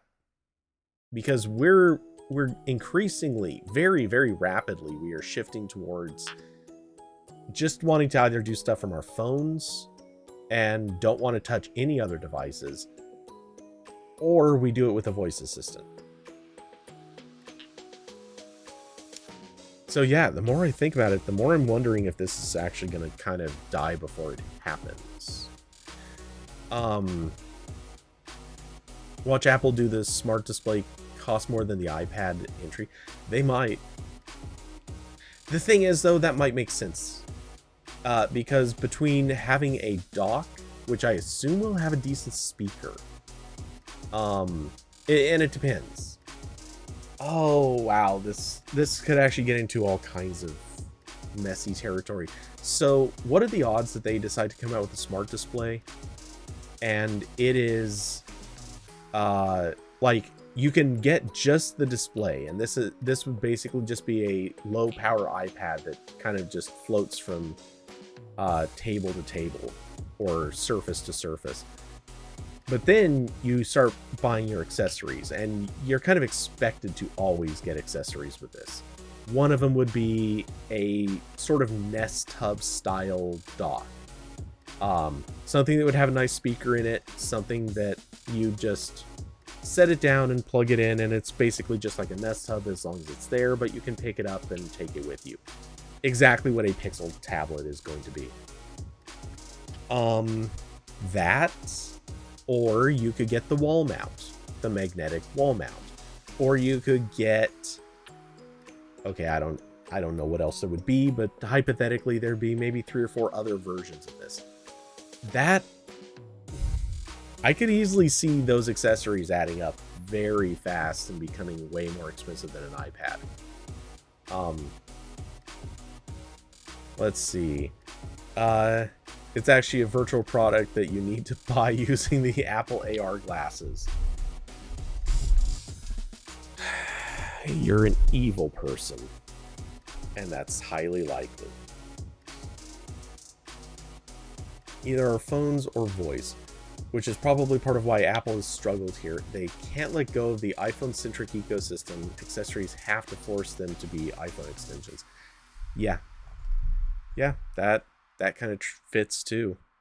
But my point, I mean, it's a different point, but I was just thinking along the lines of, no one wants to reach for a large tablet if you already have a phone that can do the same thing and you can operate one-handed. Nobody wants to reach, like, no one wants to walk over to a thing mounted on a wall.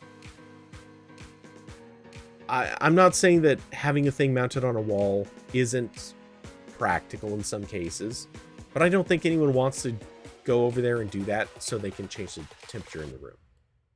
Nobody wants to get up and say, oh, hey, if, I want to... What else?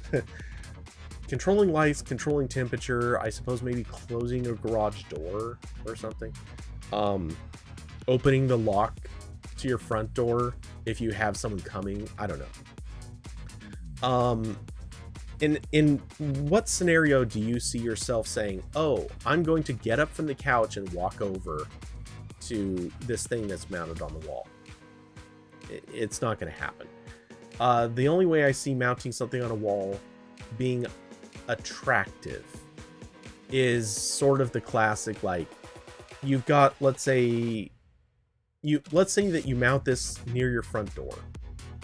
So on your way in, you can, like, get through the door, reach over and hit a button right on this thing, and it's like, oh yeah, turn on the lights, or change the temperature. These are all things you could have done remotely using your phone, but for whatever reason, you're that type of person who wants to do it as soon as you walk in the door. I could see that, I guess, but it's not a great story. I don't know,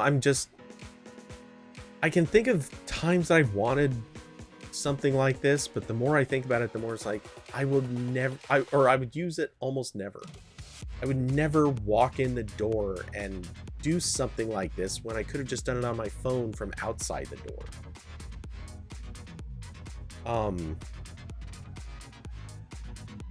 Some people already mount iPads into the wall. They want to get those people. Yeah, I mean, obviously those people exist. but I don't know that Apple is going to try to push a whole product line based on capturing some of these crowds. Or if they did, they might do it differently. Maybe. Yeah, it's weird because I'm saying mounting on a wall is probably going to be unpopular and dumb. Meanwhile, I'm sitting right next to a Nest Hub and thinking this is a product that does work. But I think the difference here is the Nest Hub is something you can set on a table. If you wanted, you could theoretically mount something like this on a wall. But the places where I want a Nest Hub to be are a little bit not so much on or in a wall, but more like on a counter, on a table, somewhere central, or someplace that I can sort of reorient and direct it so it's facing me. And yeah, I feel like, well, the wall mount is just an accessory though. I'm trying to balance what is a good experience, what are the experiences people want and try to avoid, versus the here's how to make a product that just sort of solves this for niche audiences. Yeah, I don't know. Yeah, having a smart display in a kitchen makes a lot of sense. You can throw a recipe on it. You can ask it questions. You could have it play a TV show or something like that while you're cooking. These things make sense. I feel like, and there'd be no reason not to do that with an iPad that's sitting on like a hub or, well, a dock, something in that shape category. But I don't know that I feel like this is going to motivate people who want it for anything else. They should really just move forward on a smart display, copy what Google has done. I think Google cracked this. Like they made a smart display that is nice to use in a kitchen. Apple should just do the same thing, but use an iPad. Make a hub. Honestly, what they really should do, just make a hub that attaches to an iPad, every iPad. And that's it. You just can put your iPad there and use it like a smart display, and it behaves differently. It like takes on its own interface. Basically the same thing as the Pixel stand. Do that, but with an iPad. People love it.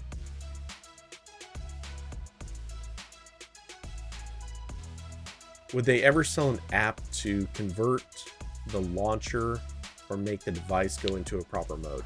Sell an app? No. I think Apple wants to never sell apps. I think they want to sell devices. So, I mean, it's not that they don't sell apps. Obviously, they sell Final Cut Pro, they sell Logic Pro. These are obviously more the niche, outside territory. I think Apple would rather sell hardware, and in this instance, to me, the smart move is sell a really expensive dock. Sell a really expensive dock, and or let your partners sell a really expensive dock that is licensed through you, so you get to take money from them for selling these. Sell that, and make it. And the point I was getting at is make it compatible with any iPad. Then you just have more people buying iPads, and a lot of people would just buy an iPad to have sitting there on the dock all the time. The only obvious catch to this is it's really expensive. Even a base, how much is a base model iPad?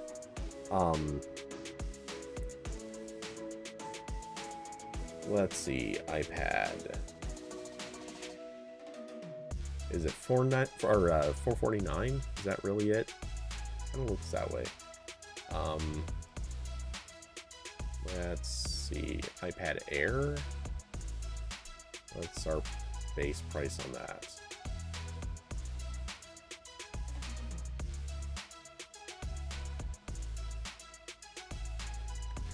Okay, I guess we'll just configure one. Sure. Ooh. Okay, yeah, that's definitely more expensive. So the base iPad is $449. The only reason I can see for doing anything cheaper is just to get that price down, because you've got like a Nest Hub. You can spend less than $100 if you buy it on sale. You don't want your first price you don't want people to be sitting here going, oh well, I can't afford it.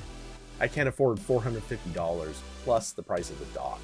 So yeah, oh wait, how much is an iPad mini? Those have got to be cheaper, right?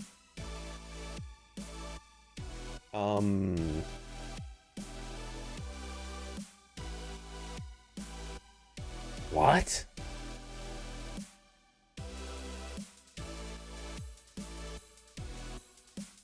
Are you kidding me?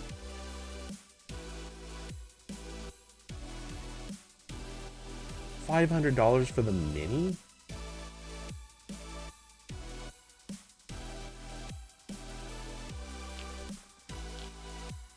Screw you guys. That is nuts. Okay, so $450 for the entry-level iPad. Yeah, that's too high. Okay, so yeah, if they want to do a smart display, I guess they could do a really cheap iPad. That would still be the way to go. But I do think that the smart play is to make a dock that works with all iPads. And that actually might have a double purpose. They could use that as an excuse to say, hey, look at how ecological we're being. If your old iPad is no longer doing it for you, you can now buy this dock and effectively turn your old iPad into a smart display. That would actually be a really good sales pitch for why you do this. Turn it into a smart display. This has two advantages. You're gonna love this because there's actually an evil plot hatched within this thing. On the one side, it keeps an iPad going longer. It keeps it in use, and people would be more inclined to say, oh yeah, we took this iPad that's 4 years old and now we're using it as a smart display. It's perfect, wonderful, blah blah blah. There would also be the fact that then they're not selling that iPad to somebody else for cheap, and that someone else is like, hey, good, now I don't have to buy a new iPad. So it would actually disincentivize people from getting rid of their old iPads until they're truly just broken, busted, and like fully used up. And so people who would be apt to buy a used iPad will have fewer options to go with, and they'd be more likely to buy a new one. I know. It's a weird way to look at it, but you can pick out a little bit of insidiousness to something like this. But yeah, let's see. Logitech will be very happy to sell a dock that's almost good enough.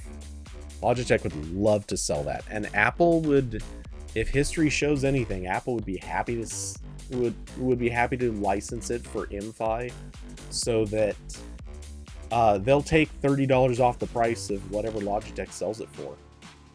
I don't know if it's $30. That's just a hypothetical, but I'm sure they would be happy to take a huge cut of whatever Logitech makes.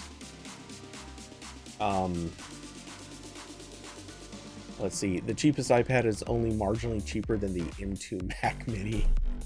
God, it's true. Though, to be fair, that's kind of understandable. I mean, when you consider that they have to put a big ass battery in there, a big sheet battery, plus there's a display, which is a pretty nice display, that kind of makes sense. It's almost reasonable to argue that the Mac Mini might be too expensive for what it is. Maybe. The entry-level iPad has 64 gigs of storage. Yeah, that is the difference. The Mac Mini starts at 256. But memory costs aren't that high that makes sense. Not yet. Not all things considered. So strictly speaking, the Mac Mini is actually arguably too expensive if you're comparing it to an iPad.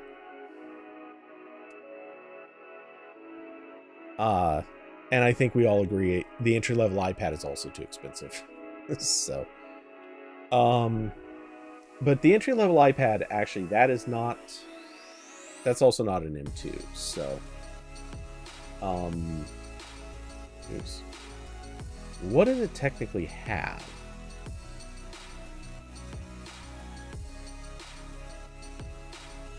Let's see, do we get... Does it not show the specs on the body page? Oh, it does. Okay. iPad is A14 Bionic. Okay. That's what I thought, but had to double check. Oh, well, sorry. Technically, that's the 10th gen iPad. The 9th gen was the A14, but whatever.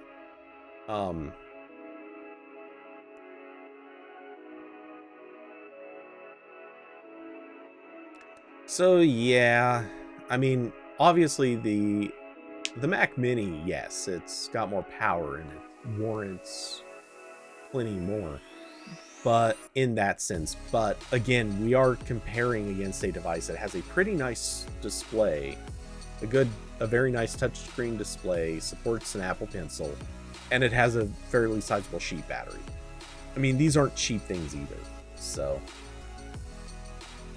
I think it's reasonable to argue that the Mac Mini could reasonably be argued it's too expensive when compared to an iPad. But it doesn't matter. Anyway. Yeah. You would... Oops. I don't mean to get onto that. But yeah. All things considered, if they're going to do a dock thing, they really do need to ship a much cheaper thing than something that starts at $450 before you even have the dock. And there's no way the dock would cost just $50 unless it's literally just a stand with like a chip in it for basic communication. I think I just heard my cat squeak. Bushy.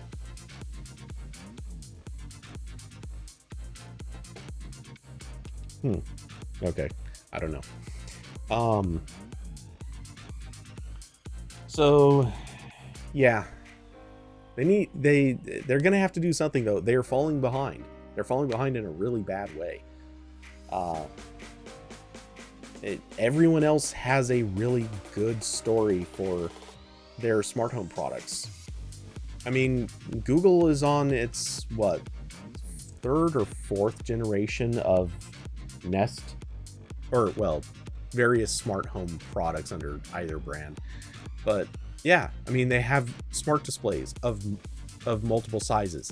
They have speakers of multiple sizes and quality. They have... they obviously have things working well in their smart home ecosystem. Amazon, likewise, like the Echo products, they have several generations. The Echo Dot itself is on its 6th generation or 7th, I forget which. I think it's 7th. Pretty sure they just released that.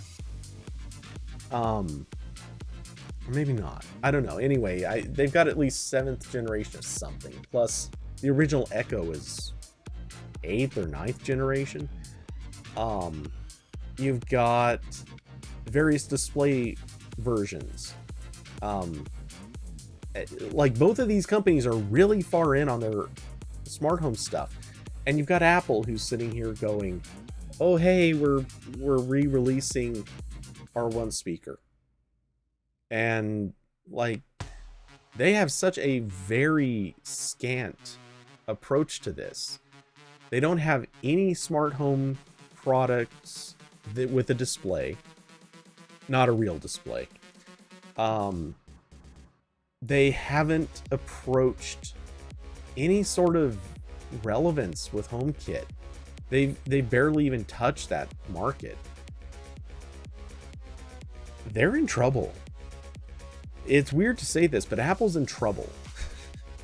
This is the one thing they can't seem to get, they can't crack. They're not putting out enough products to do it. It feels like a hobby for them.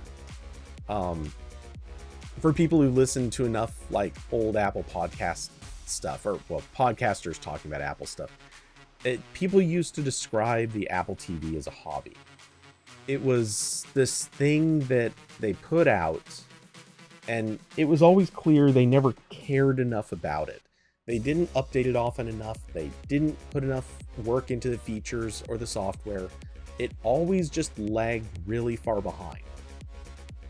And when they finally switched to Apple TV as a pure streaming device, it felt like they might have stopped making it a hobby, and then it backslid. It continued being a hobby. And like, even now, Apple TV feels like it's barely become a serious product.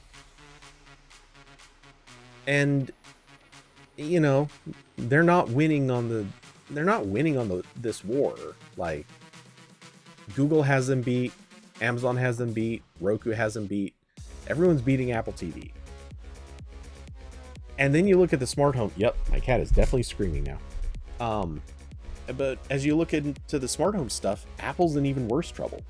They don't have a product plan. They don't seem to have anything that's competitive, and they don't even have enough products to fill multiple people's interests. And even if they did, they don't have a big ecosystem of other companies hosting or serving up their ecosystem. I think they're in real trouble on this.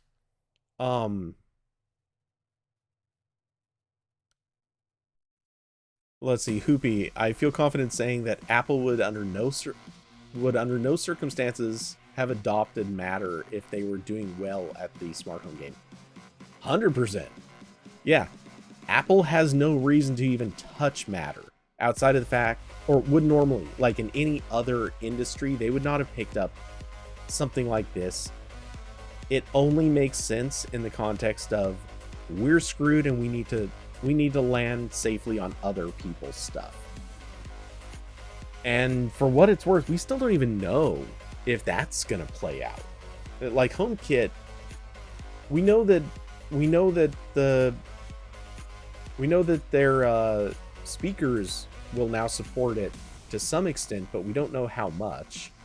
And since Matter doesn't really handle a lot of the streaming stuff, it seems like this is more of a control thing, which makes them just make sense as hubs, not as controllable units. So yeah, I completely agree. I don't think there's any context where Apple would have wanted to support Matter unless even they acknowledge they need it. And frankly, you know, it would have been in Google's best interest to not support Matter. They could have just left it well enough alone, and Apple would have been sitting back there desperate for attention. Ironically, Google is giving Apple the lifeline. Hoopy, it really is odd. It seems totally feasible they could make some LED bulbs and smart switches that worked as smoothly as AirPods do with the iPhone and would sell on reputation. So why haven't they? My best guess, I think Apple just doesn't care to get into that business. Smart home stuff for the most part is one of two types of products. You can either be like the Wise or who else? I'm blanking on the names, but you can be one of those companies that sells stuff for really cheap. There's a ton of competition in that market. It is a race to the bottom. Everyone is charging razor thin margins. Most of these companies, I think, aren't even going to be around in a couple of years, because why would they be? They're just gonna kind of eat themselves to death, and they're just hoping to find a viable business in the meantime. I don't think it's good for them, but that's what they do. Or you can be the Philips Hue of the market, where you overprice everything, you design your stuff around the idea of it being really expensive, and you rely on reputation. And yes, this all sounds like something Apple would do and enjoys doing. But the problem is there's already a Philips Hue.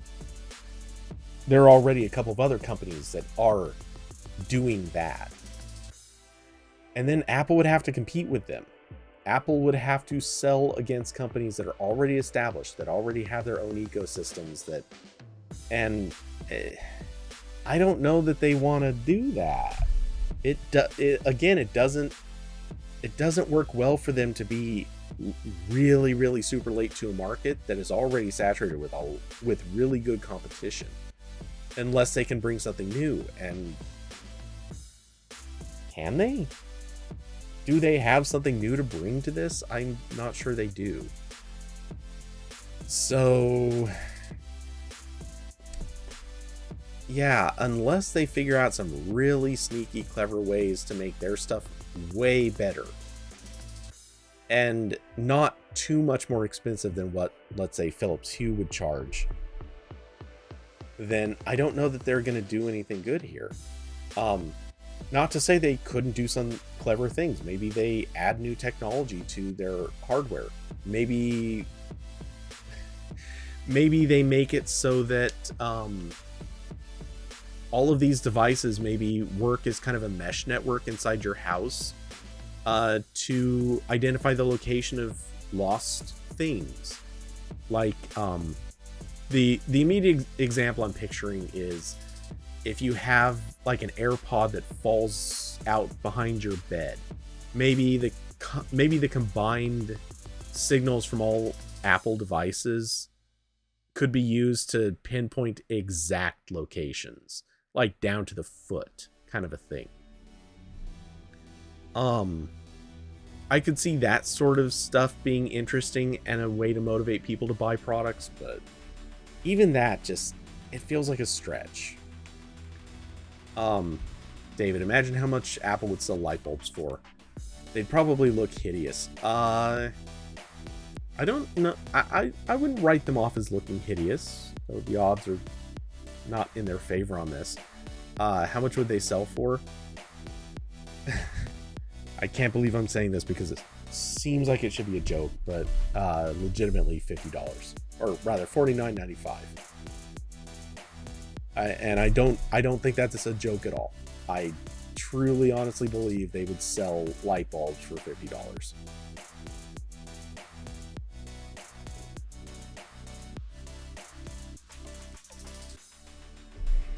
Mostly because other companies can sell light bulbs for $30. If somebody else can sell a really expensive light bulb, why can't they?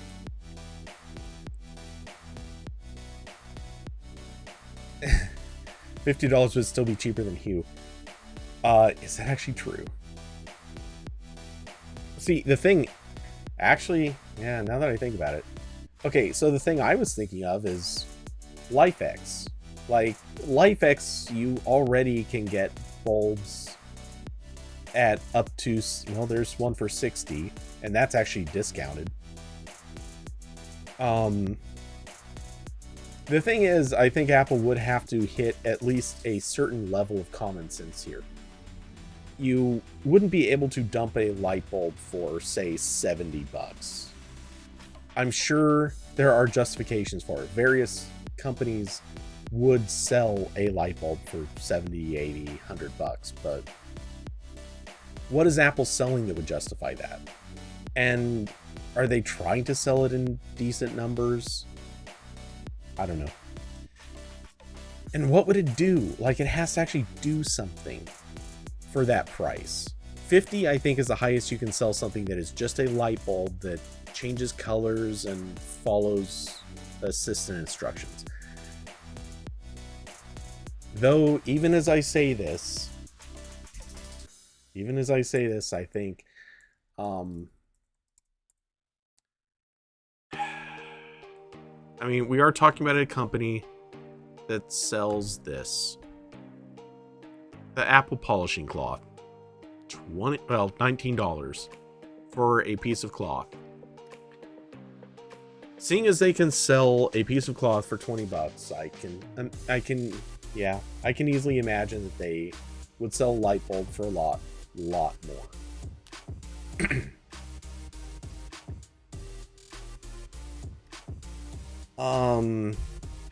Hoopy. Honestly, just pairing and connecting consistently is a pretty novel concept. The thing is, and I know not everyone has this experience, but frankly, LifeX has been pretty good for me. The only time it sucks is after a power outage. They take way too long to reconnect. Aside from that, the setup process is not bad, and they never really have trouble connecting once they've connected. Or once they've connected to the server, power's been on long enough, Wi-Fi's on, stuff like that. But yeah, I just have trouble picturing them being able to sell the bulb for over $50. And to be fair, Apple doesn't always price everything to be extremely overpriced. See the Mac Mini. It's a good example of that thing that it may technically be overpriced, but it is, or in a certain way of looking at it, it is overpriced, but at the same time, it's also a really good deal. It is, I think it could be argued there are ways to get a PC for cheaper and have technically equal or better specs, but you'd be sacrificing in other ways.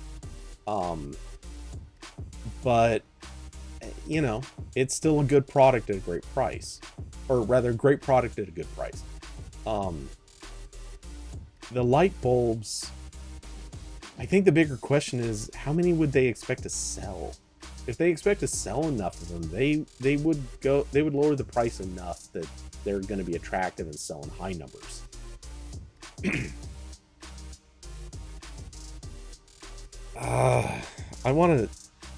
It would be so interesting to see how this could play out. I would kind of like to see a world where Apple tries to get into smart home, but at the same, I just don't see them wanting to do that. Not unless they're going to, honestly, not unless they're going to make a lot of products. Because can you imagine Apple just selling light switches? I don't. I feel like in addition to light switches, they're going to want to sell door locks. They're going to want to sell, I don't know, whatever else, other smart home stuff. Smart switches, like power switches, those are kind of crappy products in a way. Like, it's a market you don't want to be in. But I don't know. There's got to be other stuff. I could see Apple wanting to get into those things, but if they did, I think they would want to do it under a different brand. Maybe this is a good opportunity for Apple to do the same thing that they did with Beats. Buy a company that already has an established brand. At this point, Philips Hue would be an obvious choice. Buy a company that overprices their product, has a popular brand, and continue selling it under that brand. You could sell a few things out of an Apple store, but most of that stuff will get sold somewhere else. Either online or through different stores or different outlets. I don't see Apple wanting to have their own brand on smart home stuff. Smart home still feels like that sort of sketchy edge of the technology arena.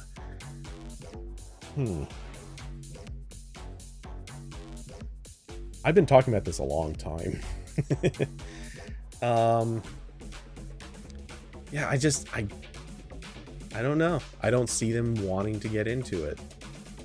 But at the same time, there's enough potential to really make a crap load of money by getting into it. Plus, they could fix, to some extent, their miserable reputation in smart home. Because right now, the thing is, it's funny because that lock-in they have with iMessage is also that thing that's kind of locking them out of smart home. And Matter could change that to an extent, but I don't think it's going to be enough. Especially with the very, very slow adoption rate for Matter.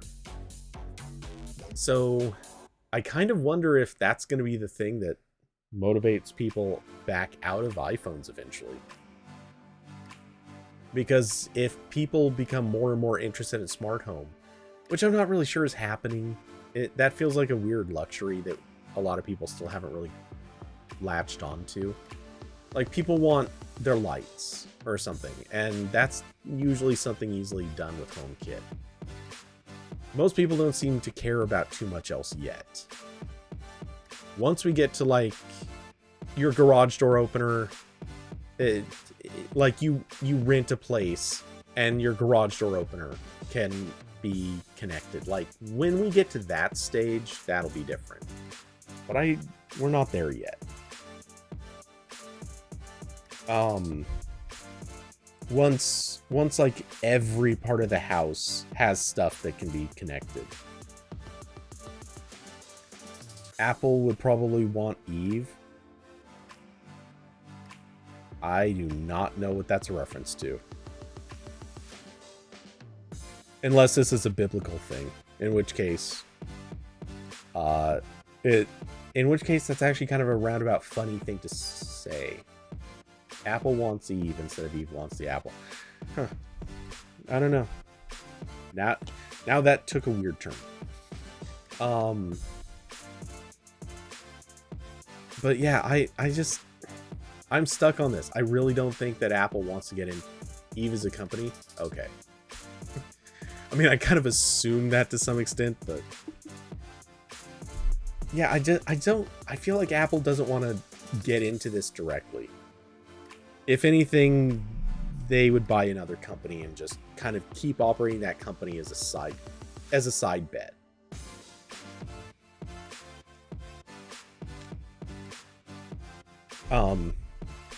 That's my best guess.